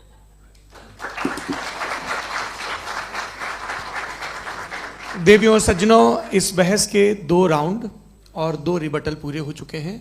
अब सबसे ज़रूरी और सबसे मुश्किल राउंड शुरू हो रहा है, क्रॉस एग्जामिनेशन का।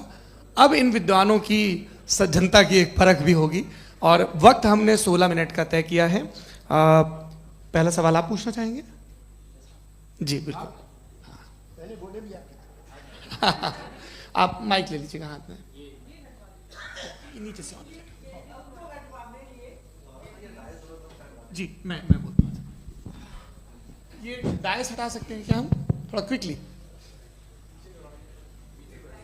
डायस पीछे कर दीजिए बस थोड़ा सा, है, ताकि ये जो दाएं बाएं लोग बैठे हैं, इसे हटा ही दीजिए। अब हमें वहाँ तो जाने वाले नहीं, आराम से आराम से। दोनों तरफ से हटा दीजिए।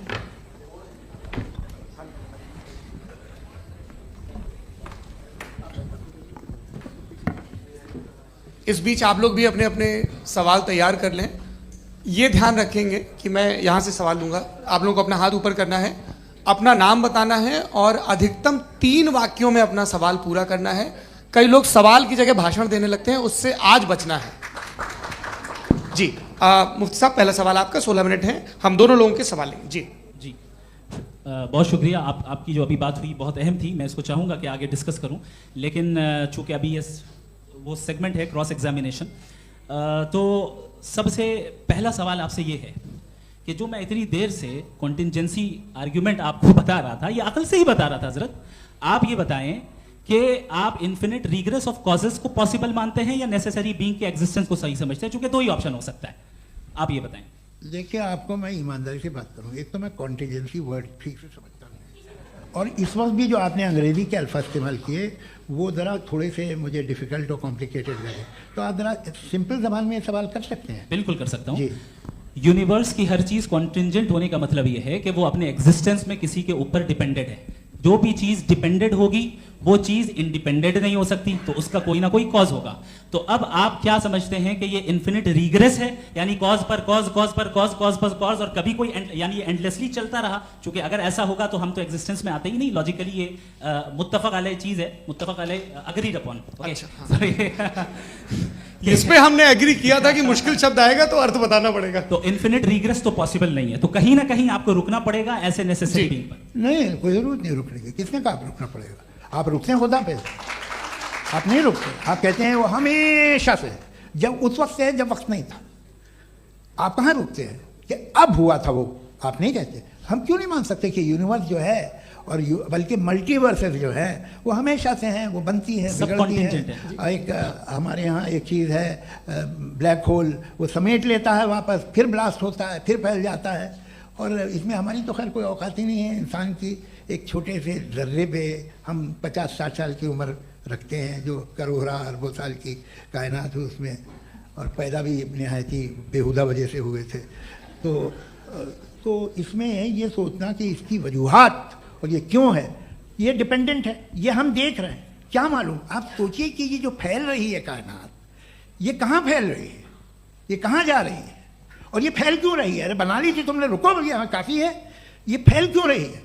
ये और कौन सी कायनात जिसे मैं दूरबीन से देखता हूँ तो 2 बिलियन लाइट ईयर पे है, उससे मेरा कोई वास्ता ही नहीं है। 2 बिलियन ईयर यानी अगर मैं 80,000 माइल्स पर सेकेंड से चलूँ तो 20 करोड़ साल में वहाँ पहुँच जाऊँगा। इसकी ज़रूरत क्या थी? ये दुनिया, ये कायनात तो इंसान अशरफुल मखलूक़ात के लिए बनाई गई ना। तो ये सब ये टर्म समझ में नहीं आया, इसमें कोई खास समझने वाली बात थी भी नहीं।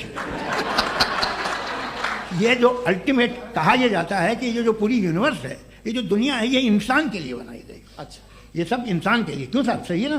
बिल्कुल, लेकिन इसका ये मतलब नहीं कि किसी चीज के पीछे रीजन आपको नहीं पता तो रीजन नहीं है, इसे कहते हैं नहीं, मुझे नहीं पता, लेकिन मेरी जिम्मेदारी नहीं है। वो बिल्कुल सही कहा था उसने, बर्टन रसल ने। आपने उसे मजाक में टाल दिया कि भाई आप एक दावा कर रहे हैं, मैं क्यों कहूं कि ये गलत है दावा? आप प्रूफ कीजिए, मेरे पे जिम्मेदारी ही नहीं है, मैंने थोड़ी कहा है। आप प्रूफ कीजिए कि ये सही है। आप आर्ग्यूमेंट ऑफ कंटिजेंसी का जवाब ही नहीं दे रहे हैं। पूछना चाहेंगे? आप सवाल पूछना चाहेंगे मुफ्ती साहब से? क्योंकि ये क्रॉस एग्जामिनेशन का दौर है। आप जैसे पहले बोल रहे थे फेथ को लेकर कुछ, मैं ये पूछना चाहूँगा कि खुदा ने जो भी रेवलेशन किए हैं, एक मज़हब के लिए बहुत से मज़हबों में किए हैं, अलग अलग रेवलेशन है। कहीं कुछ एक बातें हैं, कॉन्ट्रडिक्शन भी है आपस में, कहीं कुछ आप कर सकते हैं, कहीं कुछ नहीं कर सकते। ऐसा नहीं है कि सबकी कोड ऑफ मॉरल एक है। तो ये किस्सा क्या है?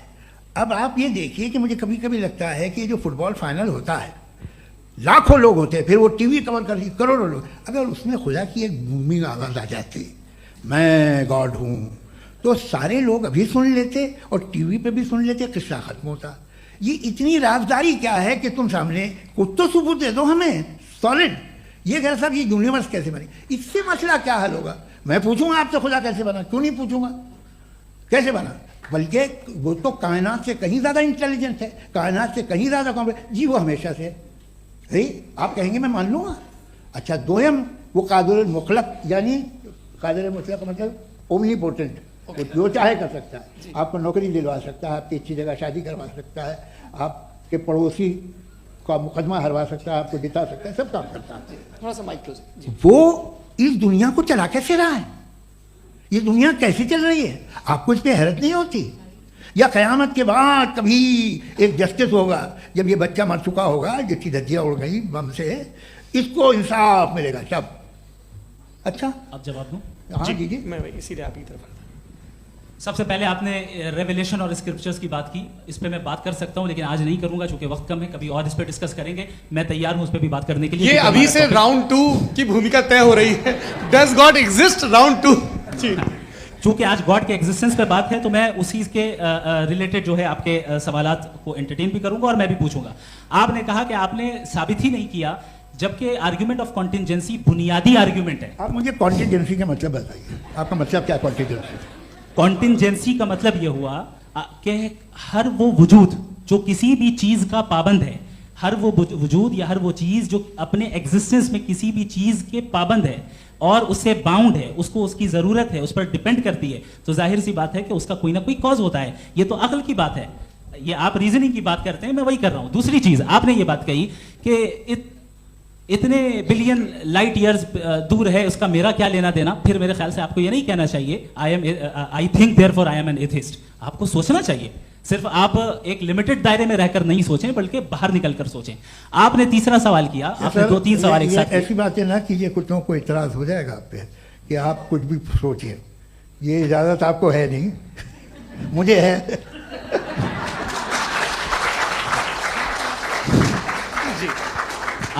आपने प्रॉब्लम ऑफ इविल के ताल्लुक से सवाल किया और बार बार आप एक लफ्ज रिपीट कर रहे हैं कि ओमनीपोटेंट गॉड है, ऑल पावरफुल गॉड है।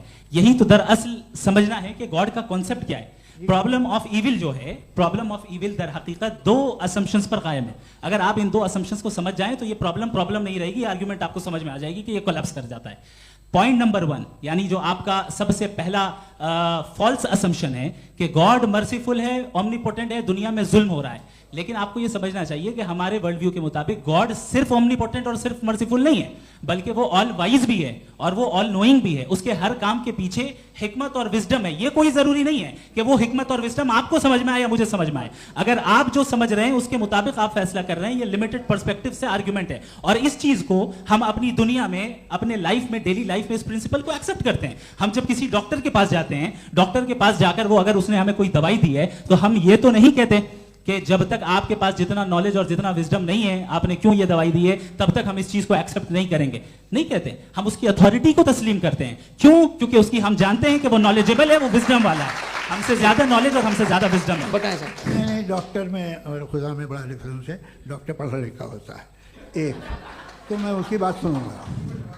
दो ये नहीं कुछ जवाब तो ये भी नहीं है सर। प्लीज आप अगर सब ऑडियंस से बोलने लगेंगे तो फिर मतलब नहीं सिविलाइज्ड बहस का। मतलब आप ये कहें कि चूंकि आप डॉक्टर पे बिलीव करते हैं इसलिए खुदा पे बिलीव कीजिए, क्या ये मिसाल आपको समझाने के आर्गुमेंट है, इस पे आपको एतराज नहीं है। तो सिंपल बात ये है कि मैं अगर ये यकीन कर लूँ कि एक ओमनीपोटेंट उसकी मसलहत है, ये जो बच्चे मर रहे हैं ये मसलहत है उसकी, मुझे नहीं चाहिए इसकी मसलहत। उसकी मसलहत नहीं, यही तो समझना है, मतलब एक्सपीरियंस। अच्छा, इस आपने अभी मेरी बात पूरी सुनी नहीं। मैंने कहा आपका पूरा आर्ग्यूमेंट दो फॉल्स असम्पशंस पर है।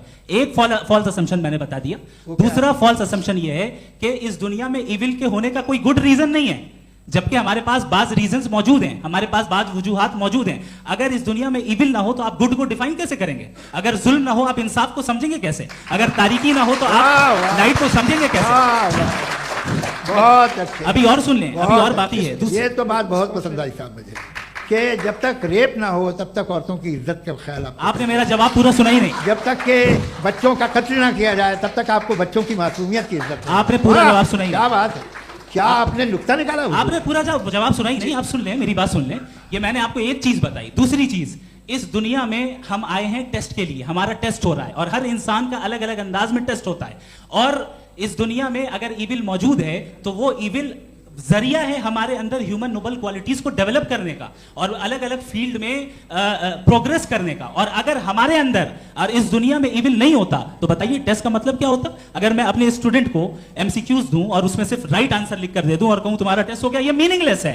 इस दुनिया में अगर हम टेस्ट के लिए आए हैं तो जाहिर है गुड एंड इविल दोनों मौजूद है। तो अगर गुड एंड इविल दोनों मौजूद है तो ये इविल भी खुदा का बनाया हुआ है?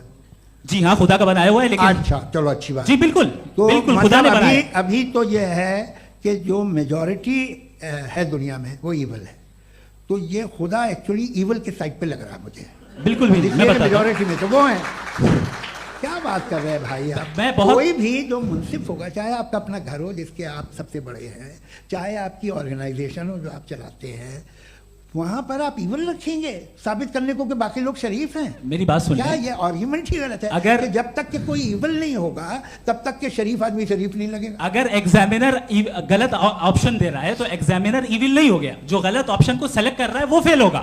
क्रिएटर ने इविल को बनाया है लेकिन वो इविल नहीं है। अच्छा सुनिए मेरी बात, लेट मी कंप्लीट सर। जी जी। क्रिएटर ने इविल को बनाया है टेस्ट के लिए, वो इविल नहीं है। इविल वो होगा जो उसे इख्तियार करेगा। छुरी को बनाने वाला गलत नहीं होता है, छुरी का गलत इस्तेमाल करने वाला गलत होता है। रेप को कैसे गलत इस्तेमाल करते हैं? रेप इंसान के फ्री विल का नतीजा है। ये रेप कैसे गलत इस्तेमाल होता है? ये अब सुन ले, अब सुन ले। गलत इस्तेमाल होता है। हाँ मैं बता रहा हूँ ना, कैसे गलत? मैं बता रहा हूँ कि जो इविल इस दुनिया में मौजूद है उसके कई सारे तरीके हैं। एक तरीका इंसान का अपना फ्री विल है। अब अगर कोई रेपिस्ट रेप कर रहा है तो इसका गॉड का कसूर नहीं है, वो अपने फ्री विल का गलत इस्तेमाल कर रहा है, उसको सजा मिलनी चाहिए। अच्छा, और उसी के लिए जहन्नम बनाई गई है। ये फ्री विल का भी बड़ा चक्कर। आप जब कोई बुरा काम करते हैं, कोई बुराई होती है तो ये कहा जाता है कि ये फ्री विल है। 7 billion free wills are moving on this planet. 7 billion free will. और एक आदमी अपनी फ्री विल से मुझे कत्ल कर दे तो मैं खुदा की मर्जी से मरा हूं कि इसकी फ्री विल की वजह से? मेरी मौत खुदा के हाथ है या ये फ्री विल वाले के हाथ है?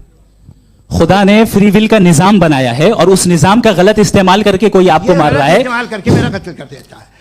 मेरी मौत का जिम्मेदार कौन है? वो इंसान जिम्मेदार है। वो इंसान। जी। तो ये कहना कि और उसको सजा मिलेगी। तो अब आप आगे चलिए कि ये तय करना कि अल्लाह ही या अल्लाह ने खुदा ही जिंदगी देता है, खुदा ही मौत देता है, ये गलत है। बिल्कुल गलत नहीं है। हाँ, नहीं, निजाम उसी ने बनाया फ्री विल का, निजाम मौत और हयात का उसी ने बनाया। You are contradicting yourself. अभी आपने कहा कि एक आदमी ने फ्री विल से आपको मार दिया, इसमें उसे फ्री विल दी गई थी, उसने गलत इस्तेमाल किया। 7 billion free wills are moving on this planet, और आप चाह रहे हैं कि मैं सिर्फ खुदा का ध्यान करूं। ये 7 बिलियन फ्री विल्स को मुझे लुक आफ्टर करना पड़ेगा कि नहीं? ये तो तबाहियां कर रही हैं, और तबाहियां ज्यादा हो रही हैं। बिल्कुल। तो अगर आप बताएं अगर खुदा नहीं है फॉर एग्जाम्पल, तो आप इविल को कैसे डिसाइड करेंगे? यानी how can you define evil objectively without God? देखिए, दुनिया में 2 तरह के जानवर हैं, एक जो अकेले रहते हैं जंगल में, और एक जो ग्रुप्स में रहते हैं। ग्रुप में जो भी रहेगा, चाहे वो आपका फाउंडेशन हो, चाहे कोई क्लब हो, चाहे कोई पॉलिटिकल पार्टी हो, चाहे कोई यूनिट हो, उसमें आपको इंटरैक्ट करने के रूल बनाने पड़ेंगे। यानी लोग तय करेंगे। लोग तय करेंगे। अगर लोगों ने ये तय किया कि किसी का रेप करना सही है, आप जस्टिफाई करेंगे? नहीं, आपका फाउंडेशन तो ये हो गया ना कि लोग ही विल डिसाइड करेंगे। नहीं।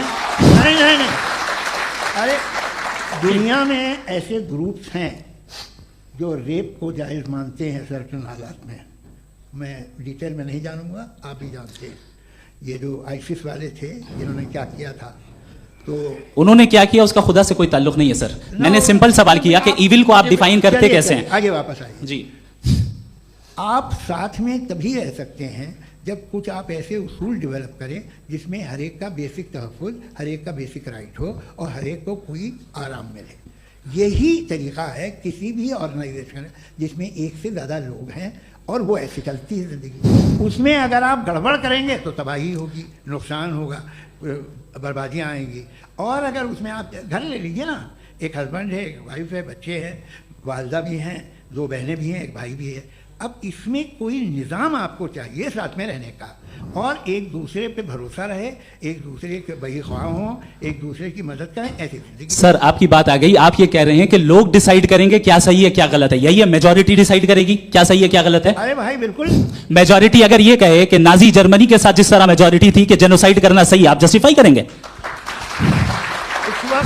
उस वक्त आपका ये सवाल सिर्फ उसके बाद क्लोजिंग। हाँ, उस वक्त प्लेनेट पे जो लोग थे, उनमें कितने लोग हिटलर को सही समझते? अच्छा, प्लेनेट की मेजॉरिटी तय करेगी, सोसाइटी की नहीं। प्लेनेट की मेजॉरिटी गॉड के एग्जिस्टेंस को सही मानती है, आप क्यों नहीं मानते?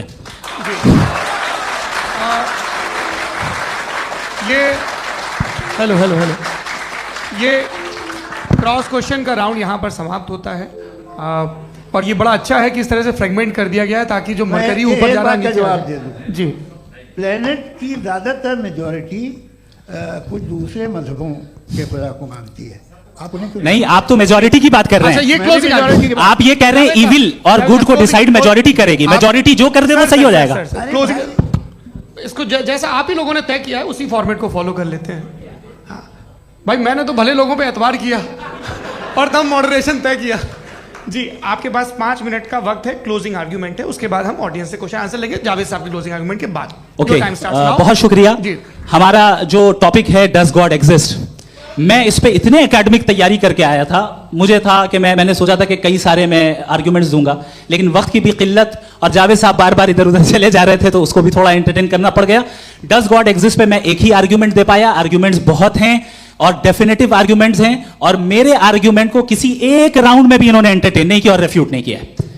एक राउंड में भी नहीं, एक राउंड में भी नहीं, और ना ही अभी आपका क्लोजिंग आर्ग्यूमेंट आएगा, नहीं हो बता देना। Argument of contingency sir. अरे मैं आपसे कई बार कह चुका हूं कंटिजेंसी का मतलब। अब मैं कैसे समझाऊं आपको आपस में? हाँ, आप और कितने आसानी से समझाऊं मैं, मुझे तो नहीं समझ में आ रहा है। आप अपनी आर्ग्यूमेंट ऑफ कंटिजेंसी उर्दू में बोल सकते हैं। हाँ, आप अपनी बात पूरी कर लें जी, आखिरी 4 मिनट। दूसरी चीज, just a minute please ma'am, can I talk? दूसरी चीज ये है कि आपने एक तो इसका जवाब नहीं दिया, दूसरा आपने गॉड के ना होने पर कोई डेफिनेटिव आर्ग्यूमेंट नहीं दिया, सिर्फ मजहब पे बात कर रहे हैं आप। मजहब तो आज हमारा टॉपिक ही नहीं था। आज तो हमारा टॉपिक हो, आप मजहब से ले लेकर आईएस तक चले गए। भाई हमारा क्या ताल्लुक है उससे? We condemn them. और उसका गॉड से क्या ताल्लुक है? अगर कोई गलत काम कर रहा है, किसी ने किसी को कत्ल किया, किसी ने किसी का रेप किया, उसको सजा मिलनी चाहिए। और आपके पास कोई भी rational strong foundation of morality नहीं है। आपने कहा कि मेजॉरिटी तय करेगी सोसाइटी की, वो सही होगा। मैंने कहा हिटलर को, फिर आप सही कहेंगे नहीं, प्लैनेट की सोसाइटी की मेजॉरिटी तय करेगी। तो प्लैनेट की मेजॉरिटी गॉड के एग्जिस्टेंस को मानती है, आप कह रहे हैं ये रिलीजियस है। तो यानी आपके पास कोई स्ट्रांग फाउंडेशन नहीं है ऑब्जेक्टिव मोरालिटी का। ऑब्जेक्टिव मोरालिटी का अगर कोई फाउंडेशन है तो वो सिर्फ गॉड है, गॉड है, गॉड है। थैंक यू जी, ये मुफ्ती शमाइल नदवी साहब का क्लोजिंग आर्ग्यूमेंट था। अब हमारे पास जी ये बड़ा अच्छा है कि दोनों लोगों को मॉडरेटर से शिकायत भी और बोल रहे भाई हमारी शाबाशी भी तो करते चलो।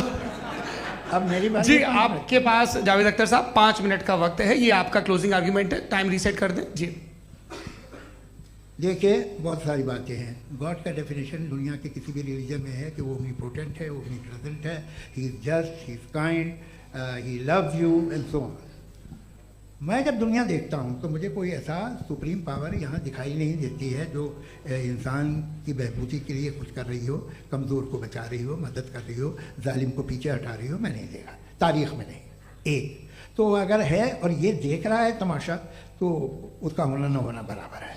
दोयम ये कि ये जो है, जब आप ये कहते हैं कि कायनात जिसकी कंटिजेंसी है, मैं देखिए वो लफ्ज़ इस्तेमाल किया मैं, तो ये कैसे हो सकती है भाई?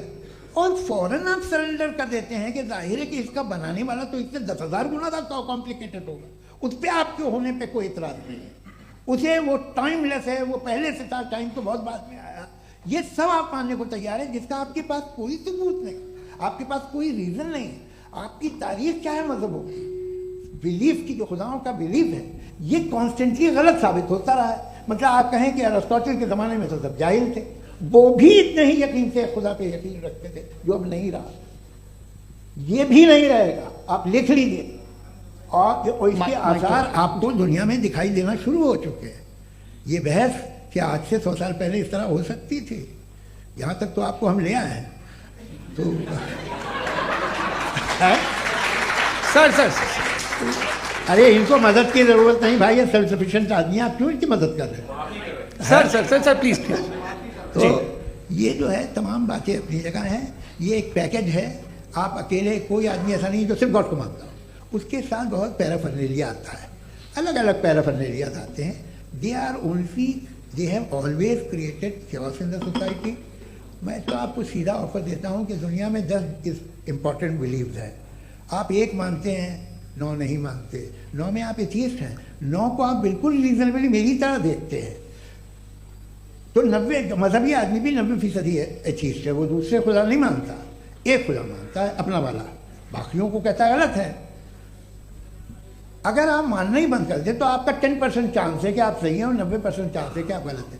मेरा मशवरा है, आप मानना छोड़ दिए तो 50% चांस होगा कि आप सही हैं और 50% चांस होगा, 40% आप गेन करेंगे बाय बिकमिंग एन एथियस्ट। ये एक फरसूदा ख्याल है, ये ख़त्म हो रहा है। हो सकता है मेरी ज़िंदगी में ना हो, लेकिन ये हो जाएगा। जो बातें ये इनको आप मेटाफिजिकल, ये वो ऐसे रिस्पेक्टेबल टर्म दे दिए, ये तो उन लोग के हैं जिन्हें ना फिजिक्स मालूम थी ना मेटा मालूम था, ये उन्होंने आपको दिए हैं।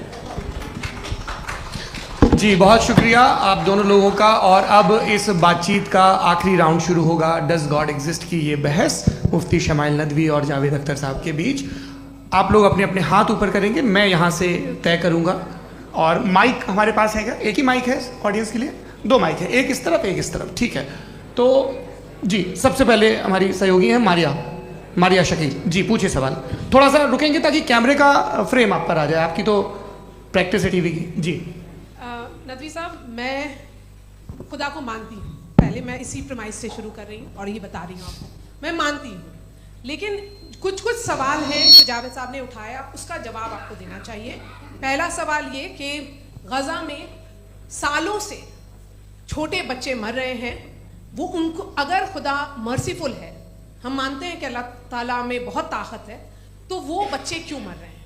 दूसरी बात ये कि अगर कंटिजेंसी की जो आप बात करते हैं, पूरे मुस्लिम ममालिक मिल करके भी उन गज़ा के बच्चों को क्यों नहीं बचा पा रहे हैं? क्योंकि अगर वो चाहते, क्योंकि अल्लाह ताला उन पर हुकूमत करते हैं, सब पर हुकूमत करते हैं, तो वो उनको क्यों नहीं बचा? जी, thank you. Thank you very much.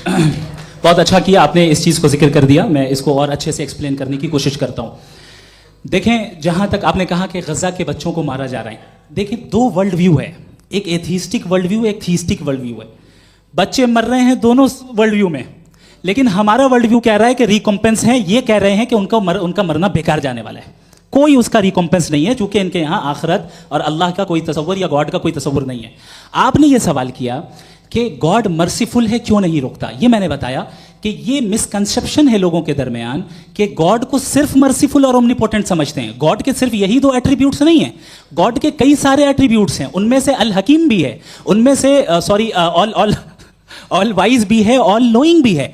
लिहाजा अगर इस दुनिया में किसी को तकलीफ आ रही है और गॉड उसको नहीं रोक रहा है, वो इसलिए नहीं रोक रहा है क्योंकि इंसानों को फ्री विल दिया गया है। ठीक इसी तरीके से अगर एक डॉक्टर किसी छोटे बच्चे को इंजेक्शन लगा रहा है, उसे तकलीफ पहुंच रही है, उसके लिमिटेड पर्सपेक्टिव के एतबार से यह गलत हो रहा है और डॉक्टर बुरा है। लेकिन जब आप ब्रॉडर पिक्चर को देखेंगी, आपके और हमारे पास सिर्फ एक पिक्सल है, हमें इतना नजर आ रहा है कि गजा में कत्ल हो रहा है, लेकिन इसके पीछे कितना रिकॉम्पेंस उनको मिलने वाला है, पूरा पिक्चर गॉड के पास है। तो एक पिक्सल से आप पूरे पिक्चर को कभी भी जज नहीं कर सकती। आप इसमें कुछ जोड़ना चाहेंगे? आपको कुछ बोलना है इसमें? भैया आपने बहुत अच्छा जस्टिफिकेशन दिया, या आप वो जो वहाँ के प्राइम मिनिस्टर इजराइल के उन्हें भेजिए, वो बहुत खुश होंगे। आप जस्टिफिकेशन दे देना कि अगर गॉड नहीं है तो बच्चे क्यों मर रहे हैं, आप बताएं। वो ये सवाल पूछ रहे हैं कि अगर आप ईश्वर का अस्तित्व नहीं मानते हैं तो उन बच्चों की मौत को आप कैसे इंटरप्रेट करते हैं?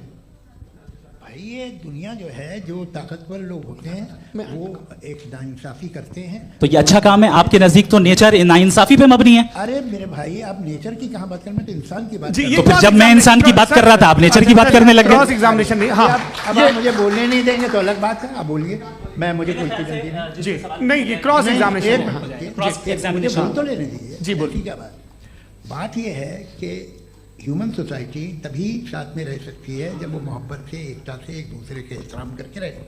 इसके अलावा पॉसिबल नहीं है, अकेले तो इंसान रह ही नहीं सकता। वहाँ पर कुछ लोग हैं जो फाउल करते हैं, वो फाउल हमेशा से तारीख में होता आया है।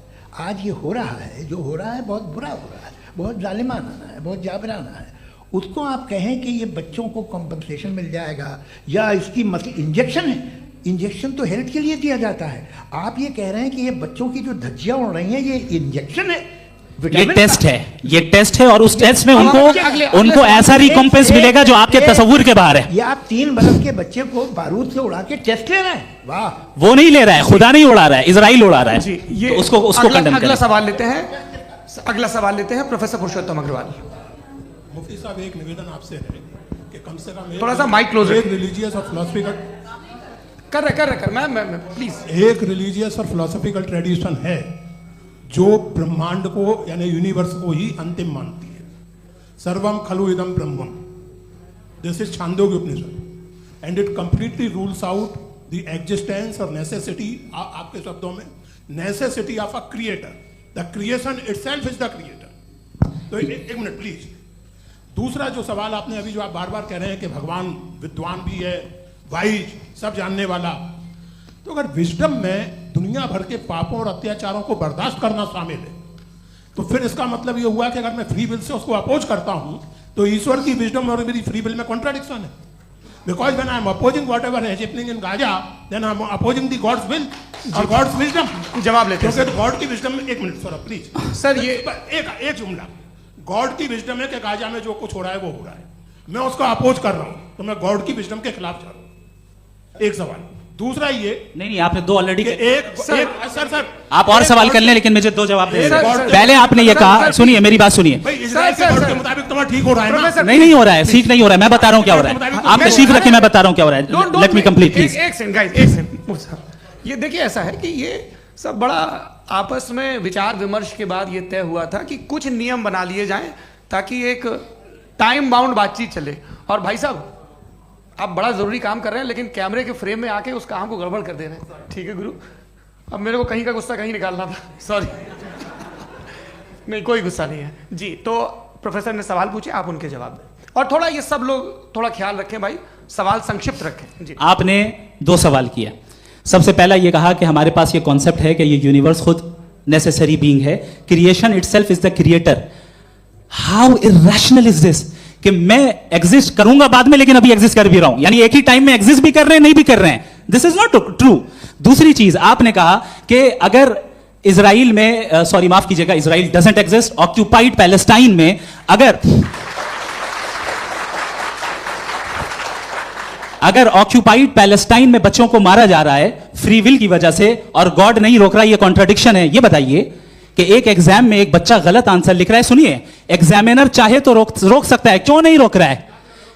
ये कॉन्ट्रडिक्शन है, ये कॉन्ट्रडिक्शन नहीं है। माइक नहीं सर, ये आपस में ये क्या आपका सवाल? माइक दीजिए। फ्री विल दिया गया है टेस्ट के लिए, अकाउंटेबिलिटी के लिए। अगर फ्री विल नहीं होता तो आप कहते हैं हमें रोबोट बना दिया गया। नॉट मिसरिप्रेजेंट माय पोजीशन, आपकी जो भी पोजीशन, मैं अपनी फ्री विल के नाते, अपने ह्यूमन विजडम के नाते गाजा में हो रही अत्याचार का विरोध करता हूं। बिल्कुल करना चाहिए। आपके हिसाब से मैं गॉड की विजडम का विरोध कर रहा हूं? बिल्कुल नहीं, समाज हो रहा है गॉड की बिल्कुल भी नहीं, बिल्कुल भी नहीं। उसका वहां पर गाजा में कत्ल होना ये इंसानों के गलत इस्तेमाल का नतीजा है, फ्री विल के इस्तेमाल का नतीजा है। गॉड इसका हुक्म नहीं देता, उससे रोकता है। यही तो मसला है ना, आपके लिए कॉन्सेप्ट क्लियर नहीं भाई, आपने तो बताया था इंजेक्शन लगाने से बच्चे को तकलीफ होती है, ये इंजेक्शन लगा। सर आप ऐसे रेटोरिक स्टेटमेंट दें तब तो कोई मसला नहीं आपने समझते बोला कि रहेंगे। injection this is a rhetoric statement, this is not a logical argument sir. I am sorry, I am sorry. आखिरी 30 मिनट बड़े मुश्किल होने वाले हैं। जी मुफ्ती साहब आगे बैठे हैं, इनको माइक दीजिए। हाँ तरुण, माइक आप अपने पास रखिए, आपको कैमरे का फ्रेम पता है। जी सबसे पहले दोनों को मुबारकबाद। एक सर अपना आप नाम बता दें। आप अमेरिका में शिकागो में रहते हैं, इतना मुझे याद है। बताया आपको, यासिर नदीम अलवाजदी मेरा नाम है। जावेद सर आपसे एक क्वेश्चन है इन्फिनिट रिग्रेस के ताल्लुक से। एक हाइपोथेटिकल सिनेरियो है, मसलन अगर आप सर माइक थोड़ा सा प्लीज क्लोज रखिए। जी अगर आप शायर इसलिए हैं कि आपके कोई उस्ताद शायर थे, और वो इसलिए शायर थे कि उनके कोई उस्ताद शायर थे, और इसी तरीके से हम माजी में पीछे चलते चलते चले जाएं और कहीं ना रुके, तो माफ कीजिएगा आप कभी शायर नहीं हो सकते। लेकिन आप शायर हैं, आपका शायर एग्जिस्ट करता है, इसका मतलब यह है कि आप कहीं ना कहीं रुके हैं। तो मेरा सवाल यह है कि क्या आप इन्फिनिट रिग्रेस ऑफ कॉजेस को लॉजिकल फैलेसी मानते हैं या नहीं मानते? हाँ या ना? मैं इन्हें लॉजिकल फैलेसी नहीं मानता हूँ, लेकिन मेरा प्रॉब्लम यह है कि जब मैं नहीं मानता हूँ तो I will continue with this logic जो फैलेसी नहीं हो। आप एक जगह रुक जाते हैं जाके, आप कहते हैं ये गेंद कैसे बनी, ये जजीरा कैसे बना, ये समंदर कैसे बना, ये ज़मीन कैसे बनी, और अचानक गॉड पे जाके आपको ब्रेक लग जाता है। एक बार आप सवाल नहीं करते कि भाई इनको बनाने वाला तो इनसे भी कॉम्प्लिकेटेड होगा, वो कैसे बना, उसके बारे में आपने इत्मीनान कर लिया, वो हमेशा से है। तो अगर आप उसे हमेशा से मानते हैं तो फिर ये मान लीजिए कि कायनात हमेशा से है, क्या तकलीफ फिर हम वजूद में नहीं आते जी है? अच्छा सर क्यों नहीं हो मैं सकता? बताऊँ प्लीज। जैसे मैंने मिसाल दी आपके शेर, आपका शेर कभी वजूद में ना आता अगर शायर इसी तरह चलते रहते हमेशा। जी माइक मेरे ख्याल से एक सेकंड। इन्फिनिट रिग्रेस का कॉन्सेप्ट क्लियर नहीं हो पाया, ऐसे रहने दें, लेट्स मूव ऑन सर। ठीक है। हाँ थोड़ा सा मॉडरेटर का भी ख्याल रखें। नहीं आपने तो रखा है, आपने रखा है। यहाँ पे गौहर रजा साहब हैं, वो भी एक सवाल पूछना चाहते हैं। माइक नीचे से ऑन कर दिए, नीचे। पहले तो ये कह दूं कि मैं उन बच्चों से शर्मिंदा हूं जिनको गजा में कत्ल किया गया, क्योंकि हमारे होते हुए कत्ल किया गया। लेकिन उससे ज़्यादा शर्मिंदगी इस बात से हुई कि मुझे लगा कि मुफ्ती साहब उसको जस्टिफाई कर रहे हैं। बिल्कुल भी नहीं, आप बहुत ही गलत। मुझे लगा मैं गलत हो सकता हूँ, बिल्कुल गलत मैं है। सवाल पूछ रहा हूँ, सवाल मैं देखिए, सवाल अगर पूछ रहा हूँ। एक मैं जावेद भाई से डिसएग्री करता हूँ। एक सेकंड देखिए, अगर देखिए ऐसा एक सेकंड आप सर वेट अरे आप कुछ मेरे पहले मुझे अपनी बात कह लेने दीजिए। अगर ऑडियंस तय करेगी तो फिर मॉडरेटर का मतलब नहीं। मेरा आप सबसे ये कहना है, ये बहस दो लोगों के बीच में है, एक तरफ मुफ्ती साहब, एक तरफ जावेद साहब। पिछले 1.5 घंटे से ये लोग अपने अपने तर्क रख रहे हैं। आपकी इनसे इत्तेफाकी हो सकती है, ना इत्तेफाकी हो सकती है। मेरे उस्ताद मुझे सिखा गए हैं कि मुखामुखम में असहमति की गुंजाइश बची रहनी चाहिए। अगर मैं आपकी बहुत इज्जत करता हूं गौहर साहब, आपने जो कमाल की किताबें लिखी, साइंटिफिक टेम्परामेंट, लेकिन मेरी ये गुजारिश है आप सबसे कि यदि आप इन लोगों ने जो बोला उन पर टिप्पणियां करेंगे तो ना वक्त की पाबंदी रहेगी ना अनुशासन। आप सवाल पूछ लें, उस सवाल में जो बात आ जाए वो आ जाए।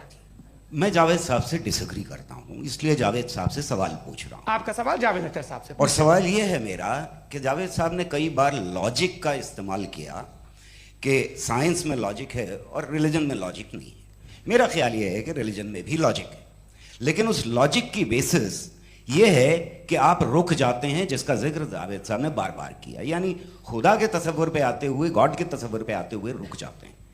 और इसमें सवाल पूछना मतलब फॉरबिडन होता है। सवाल यह है कि क्या जावेद साहब इससे एग्री करते हैं कि साइंस की लॉजिक अलग है और रिलीजन की लॉजिक अलग है? बताइए सर। देखिए, 3 चीज़ें हैं। साइंस है, एक है मंतिक है, इस्तिदलाल है, और एक जो है कुछ भी नहीं है, फेथ है, अकीदा है। मैं अकीदे की लॉजिक का कायल नहीं हूँ। मुझे आप इस्तिदलाल से, लॉजिक से, रीज़न से समझाइए, मैं मानने को तैयार हूँ, मेरा क्या नुकसान होगा। लेकिन ये कि अकीदे पे मैं नहीं जा सकता हूँ। अकीदे का मतलब है कि तुम ये मान लो, सवाल ना करो, ये नहीं। आप सारी बातें करके, बड़ी साइंटिफिक बातें करके एक जगह जाके खुदा के वजूद पे रुक जाते हैं, सरेंडर कर देते हैं। मैं सरेंडर करने को तैयार नहीं। That's all. जी, ये आगे सर बैठे हुए हैं, इनको माइक दीजिए। भाई वो आप पूछना चाह रहे थे ना भाई? हाँ, नहीं मैं थैंक यू जी। आपका नाम? आसिम इफ्तिखार। आसिफ जी, पूछे। सर, जावेद सर से सवाल है कि आपने अपने माइक थोड़ा करीब है। अपने क्लोजिंग स्टेटमेंट में बात कही थी कि मज़हब का जो फ्यूचर है वो ज़्यादा दिन नहीं जाने वाला है, लेकिन मैं देख पा रहा हूँ कि जो ऑक्सफोर्ड यूनिवर्सिटी की एक स्टडी है 2011 में हुई है, जिसके 50 एकेडमिशियंस ने इसको अंजाम दिया था, उसमें वो ये कहते हैं कि जो फेथ इन गॉड है वो इनबिल्ट है ह्यूमन नेचर के अंदर, जिसको हम कहते हैं फितरत के अंदर शामिल है वो। और वो ये कहते हैं कि अगर कोई ये समझता है कि मज़हब को वो ख़त्म कर देगा तो ये उसकी गलत फहमी है। तो आप इसके बारे में, इस स्टडीज़ के बारे में क्या कहते हैं? ठीक है, मैं उनसे एग्री नहीं करता हूँ। वो कौन से प्रोफेसर होंगे? ऐसा उनके क्या पास डेटा है, इन्होंने डेटा के बेस होगा। डेटा क्या हो सकता है? फ्यूचर का डेटा तो नहीं हो सकता ना उनके पास। प्रेजेंट का डेटा हो सकता है। डेटा आपने सुना 100 साल पहले का बाद का डेटा? मैंने तो नहीं सुना आज तक। तो आज उनकी ये राय है और होगी राय, ठीक है। दुनिया में तरह तरह की राय है लोग, लेकिन मैं समझता हूँ कि वक्त के साथ इंसान ज़्यादा से ज़्यादा रीजनेबल और लॉजिकल होता जा रहा है। आज आप देखिए वेस्टर्न यूरोप में क्या परसेंटेज है नॉन बिलीवर्स की, बहुत हाई। वहाँ चर्च खाली पड़े होते हैं। तो अल्टीमेटली तो इंसान कोई ऐसी बात बहुत अरसे तक नहीं मान सकेगा, चाहे गलत या सही, जो उससे उसके दिमाग को, उसके जहन को, उसकी लॉजिक को अपील ना करे। वो कह रहे हैं तो ऑक्सफोर्ड के होंगे तो कैम्ब्रिज के होंगे, तो मुझे क्या लेना देना। उनका डेटा मुस्तकबिल का नहीं हो सकता है। जी। दीपक, हाँ पूछिए। मैं आऊँगा, अभी पीछे की साइड भी आऊँगा, माइक वहीं भेजूंगा 2-3 साल के लिए। जी जावेद साहब, आपसे सवाल है। नमस्ते। अरे भाई सर, अगर आप ही लोग को तय करना है तो फिर 200 लोग तय कर लें। ये एक साहब पूछ नहीं रहे सर, हैं। Please don't do this sir. Everybody has a right sir, but we can only take selected questions. Sir, ये यंग लोग भी हैं तो इनकी ये अब उतने यंग, भाई आप यंग हैं कि नहीं हैं? वो कह रहे हैं वो भी यंग हैं साहब, आप उनकी नौजवानी पर दावा उनको ही करने दें। हाँ मुफ्ती साहब, आप यंग, हाँ पूछे। अरे भैया सर, मेरा सवाल ये है, कुछ इनसे भी तो पूछो। जी नहीं, बस आपसे एक सवाल है। जैसे थीस्टों के पास, अपने जो ईश्वर को मानते हैं, उनके पास अपने सोशल गेट टुगेदर्स हैं। 5 रोज़ क्रिसमस आने वाला है, होली है, दिवाली है, ईद है। एथिस्ट क्या ऑफर कर रहे हैं? मतलब मैं इनकी दुकान से बोलूं, मैं आना चाहता हूं उस तरफ, पर मैं अट्रैक्ट नहीं हो पा रहा हूं। मैं सोशल गेट टुगेदर्स क्या है आपके पास? वो ये कह रहे हैं कि जो धार्मिक लोग हैं, अलग अलग धर्म के लोग, उनके उत्सव त्योहार, कॉन्ग्रेगेशन बहुत हैं। अब आपको मैं एक सुनाता हूँ, यहाँ हिस्टोरियन भी बैठे हैं। मृदुला जी, आप बताइएगा सही है क्या? ये एक कॉन्स्टेंटाइन, एक ग्रीक रोमन बादशाह था, जो क्रिश्चियनिटी आने के 400 साल बाद उसने डिसाइड किया कि मैं क्रिश्चियन हो जाऊंगा, मेरी पूरी स्टेट कैंसिल हो जाएगी। उस ज़माने में ऐसे ही होता था, राजा जो धर्म इख्तियार करता था वो जनता भी कर लेती थी। इसलिए कि वो हो गया था बैंकरप्ट, और उसे जो मेडिटेरियन कोस्ट के रिच क्रिश्चियन वो थे मर्चेंट, उससे पैसा चाहिए था। तो उसने कहा यार क्रिश्चियन हो जाओ। तो उसने अपने वजीर से कहा कि भाई ये हिस्ट्री है कि अब हम लोग क्रिश्चियन हो जाते हैं। कहते सर हो जाएंगे, कोई प्रॉब्लम नहीं है, लेकिन एक प्रॉब्लम ये है कि 17 दिसंबर से 25 दिसंबर तक जो पेगन फेस्टिवल होता, जो पेगन जो फेस्टिवल होता है वो बंद हो जाएगा, इसलिए कि हम क्रिश्चियन हो गए तो होगा नहीं। तो वो बच्चों को बहुत बुरा लगेगा, पब्लिक को बहुत इन्जॉय करते हैं, खासतौर से 25 को मेन डे। उसने कहा हाँ ये तो सही कह रहे हो। ये जीसस क्राइस्ट की पैदाइश कब थी? कहते साहब वो अप्रैल में थी। नहीं, कट करो, वो 25 दिसंबर को है। ये हकीकत है, और 400 साल बाद क्रिश्चियनिटी के अप्रैल से दिसंबर ले आए, और इसलिए कि यहाँ पेगन फेस्टिवल होता था। अब मनाते हैं आप आराम से। ये जो सारे फेस्टिवल हैं ये रिलीजन से, हर एक को एक इंटरटेनमेंट डिपार्टमेंट चाहिए होता है अपनी कंपनी चलाने के लिए। तो ये रिलीजन ने, ये सेकुलर त्यौहार थे जिन्हें रिलीजन्स ने ले लिया है। ये मौसम के थे, फसलों के थे, किसानों के थे, उसको आपने लेके रिलीजियस रंग दे दिया। ये कोई रिलीजन से थोड़ी आए आप। अच्छा हमें देखिए, हम तो मुल्द हैं, हम ईद मनाते हैं, हम दिवाली मनाते हैं, हम होली मनाते हैं, हम क्रिसमस मनाते हैं। बम्बई की फिल्म इंडस्ट्री की सबसे बड़ी होली हमारे घर में, सबसे बड़ी ईद हमारे घर में। वो हमारी सोशल वो है, हमारा हेरिटेज है। ऐसा थोड़ी है कि we will throw the baby along with the water. ये तो अच्छी चीज़ है, इन्हें रखो, तो बेकार है, फेंक दो। जी हाँ। हेलो जी, मेरा सवाल नादवी जी से है।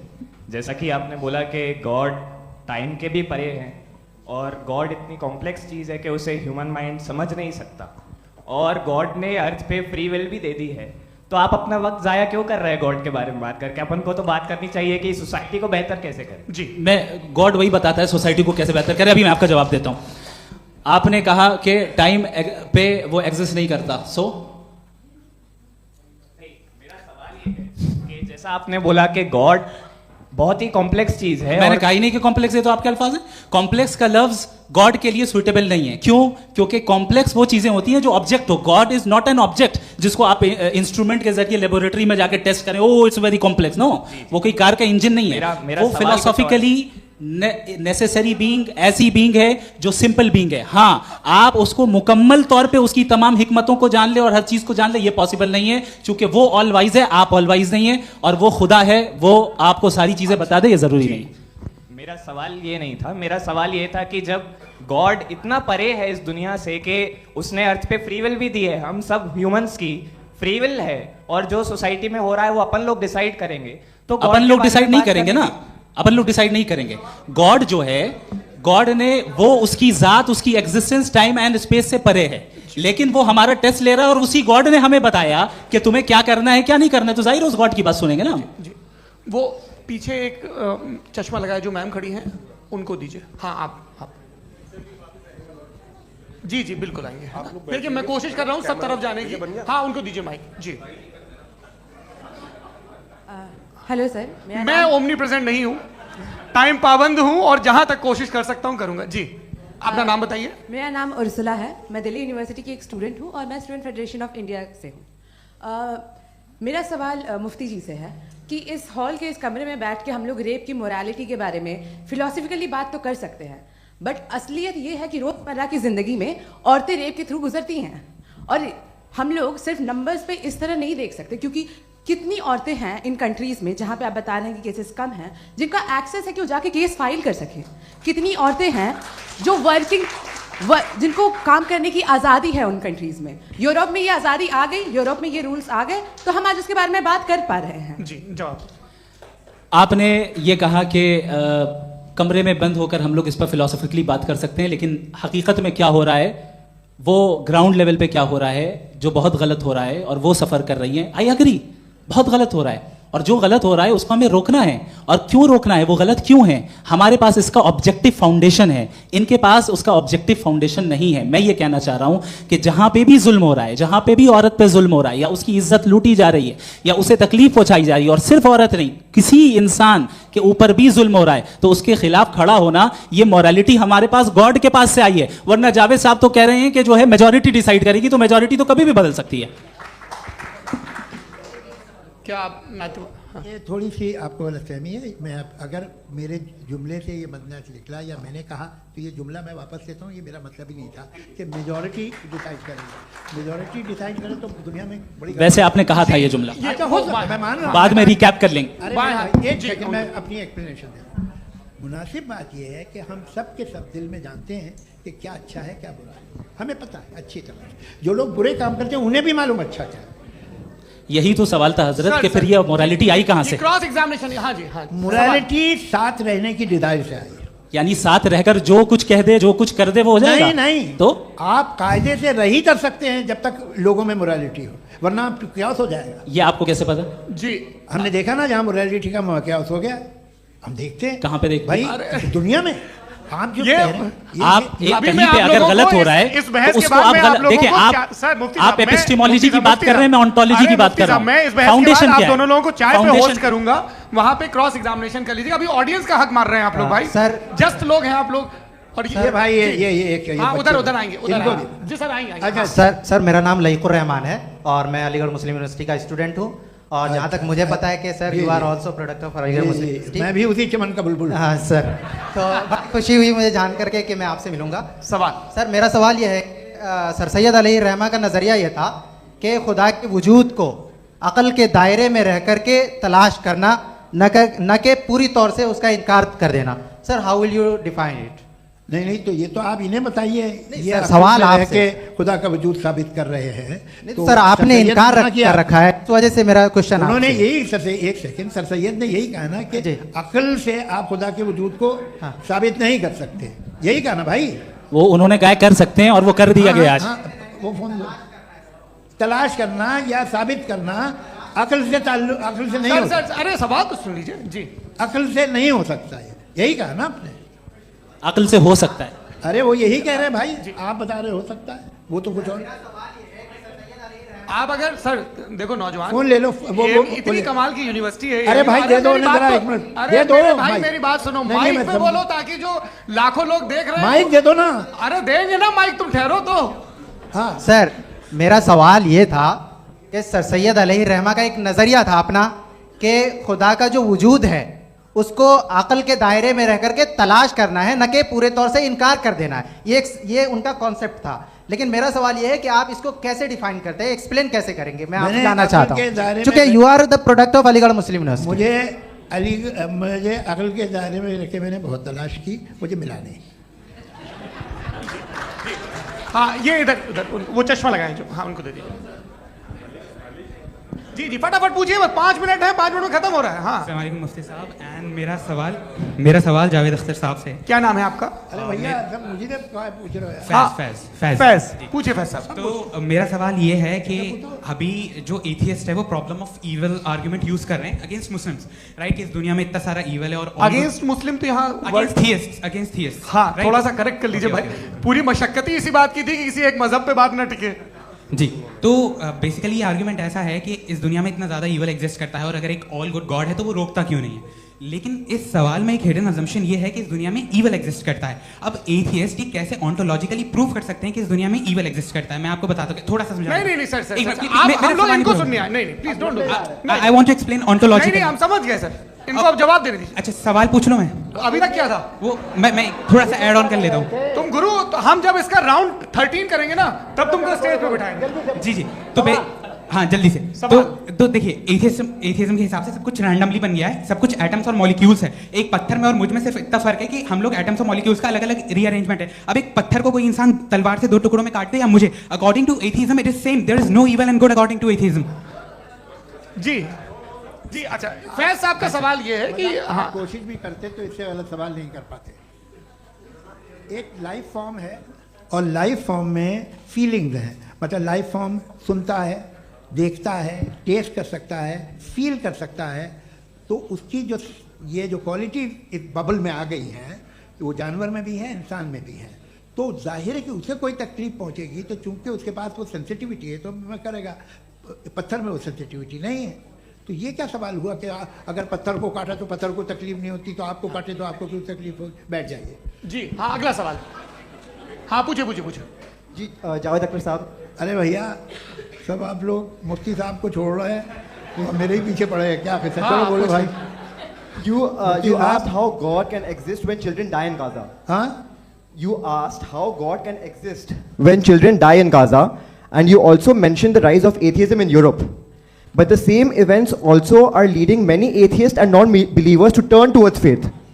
How do you interpret this contradiction, where suffering pushes some away from God, yet brings others closer to belief? देखिए आपको एक बात बताऊं, दुनिया परफेक्ट तो कहीं भी नहीं है, हर जगह कुछ खामियां हैं। बेटा एक मिनट, मैं आप ही को कहेंगे, देखो वो तो कुछ खामियां, कमज़ोरियां, खराबियां सब जगह है। लेकिन अगर देखोगे ईमानदारी से कि दुनिया सबसे ज़्यादा महज़ब कहाँ है, एक आम शहरी को कहाँ हुकूक हासिल हैं, वो बोल सकता है, अपनी मर्ज़ी से काम कर सकता है, अपनी मर्ज़ी से राय दे सकता है, हुकूमत के ख़िलाफ़ बोल सकता है, बरसर इक़्तिदार लोगों के बारे में बोल सकता है, सरमायादारों के ख़िलाफ़ बोल सकता है। तो आपको ये स्कैंडिनेवियन कंट्रीज़ में मिलेगा, वेस्टर्न यूरोप में मिलेगा। मैं नहीं कह रहा वो परफेक्ट है, बिल्कुल नहीं, वहाँ बहुत ख़राबियाँ भी हैं, परफेक्ट तो कोई। लेकिन जिन जिन मुल्कों में, लैटिन अमेरिका देखो, गल्फ देखो, वहाँ पर आपको ये ज़रूर है कि रेप नहीं होते होंगे। रेप की ज़रूरत क्या है भाई, उसको तो ख़रीद लो, घर में रखो, सड़क पर रेप करने की क्या ज़रूरत है। मगर सुनिए, मगर हकीकत ये है कि वहाँ शख्सी आज़ादी राय देने की, बोलने की नहीं है। जी, ये एक आखिरी सवाल मुफ्ती साहब से। हाँ मैम, इनको माइक दीजिए। शुक्रिया। मेरा नाम मनीषा है, मैं हरियाणा से आई हूँ। मैं मुफ्ती साहब से एक बात पूछना चाहती हूँ। आप बार बार जावेद साहब को कॉन्ट्राडिक्ट तो कर रहे हैं कि आपने ये कहा, लेकिन आप भी अजम्पशंस के बेसिस पे बात कर रहे हैं। आपने खुदा के होने का कौन सा प्रूफ पेश किया है, खुदा की एग्जिस्टेंस का? अब इस सवाल को अलग रहने दीजिए, कौन एथीस्ट है कौन नहीं है। और दूसरी बात जो आपने एक छोटी सी कही थी कि ये फ्री विल का इस्तेमाल करता है इंसान अपनी, लेकिन इस फ्री विल का इस्तेमाल में मतलब खुदा ने ये दे दी सबको ये इजाजत कि वो कितना घिनौनापन और कितने ज्यादा खराब से खराब तरीके इस्तेमाल कर सकते हैं। जवाब सुनते जी। आप फ्री विल को मानती है ना, या आप कहती है कि फ्री विल नहीं है ना, मानती है ना? तो अब आपके पास इसका कोई एक्सप्लेनेशन नहीं है कि अगर एक इंसान उस फ्री विल का इस्तेमाल करके गलत काम कर रहा है और बच के अच्छी जिंदगी गुजार के निकल जा रहा है, उसका कोई रिकम्पेंस नहीं है। हमारे वर्ल्ड व्यू में जो इंसान गलत काम कर रहा है उसको भी रिकम्पेंस यानी उसका बुरा बदला मिलना है, और जो सही काम कर रहा है उसको सही बदला मिलना है। लिहाजा जो फ्री विल है वो इस तरीके से है कि एक लिमिटेड टाइम तक खुदा ने मोहलत दी है। ऐसा नहीं कि छूट दे दी, जो करना है करते रहो हमेशा। वक्त आएगा जब एग्जाम का टाइम खत्म होगा तब रिजल्ट आएगा, दौराने एग्जाम जबरदस्ती आपको नहीं बताया जाएगा। अरे भाई एक सेकंड, जी सवाल मुफ्ती साहब से मेरा, मुफ्ती साहब से रुक जाइए, आपसे फोन, आप इसके बाद आपसे यही रहेंगे वो। हाँ बोलिए। मैं मुफ्ती साहब एक ही सवाल करता हूँ कि अगर जो हो रहा है फ्री विल से हो रहा है और एक दिन बरोज़ क़यामत इंसाफ होगा मैशर में वगैरह वगैरह, तो दुआ क्यों मांगते हैं लोग? दुआ मांगते हैं इसके मतलब है अभी भी उसने ये डिपार्टमेंट रखा है कि मैं रोजमर्रा की जिंदगी में बिल्कुल ही कैन। तो तुम कैन हो, तुम मुझे नौकरी दिला देते हो, मेरे बेटे को ग्रीन कार्ड दिला देते हो, और 45,000 बच्चे मरते उन्हें रोकते नहीं हो। नहीं तो क्या आप ये कह रहे हैं कि इस दुनिया में जालिमों को कभी पकड़ ही नहीं होती है? अरे जो भी पकड़ होगी वो बच्चे रोते हैं। बिल्कुल, देखिए मैंने अपने ओपनिंग स्टेटमेंट में यही कहा था कि जनाब जावेद साहब सिर्फ इमोशनल आर्गुमेंट देंगे। This is an emotional argument. ये छोटे मोटे इसके पीछे का रीजन मैंने बताया क्या है, इसके पीछे का रीजन क्या है मैंने बताया। मंच से आप लोगों को सज्जनों इसलिए कह रहा हूं ताकि थोड़ा सा आपके कॉन्शियस पे जोर रहे कि आपको ऑर्डर बचा के रखना है। वक्त तय हुआ था, ये वक्त पूरा हुआ, आपने इतने धैर्यपूर्वक सुना, मैं आप सबका बहुत बहुत शुक्रगुजार हूं। यदि इन दोनों विद्वानों की इच्छा होगी तो कभी हम इस बातचीत का राउंड 2, राउंड 3, यही तो देखिए खूबी है इंसान की कि बहस मुबाहसे में वो पड़ा रहता है। आप लोगों ने बड़े धैर्य का परिचय दिया, बहुत बहुत शुक्रिया। इसी के साथ ये बातचीत यहाँ पे समाप्त होती है। आप लोग को मैं एक बात बता दूं, ये सारी बहस हो गई, अब मुफ्ती साहब और बड़े मुफ्ती साहब इन साथ के साथ मैं खाना खाने वाला हूँ।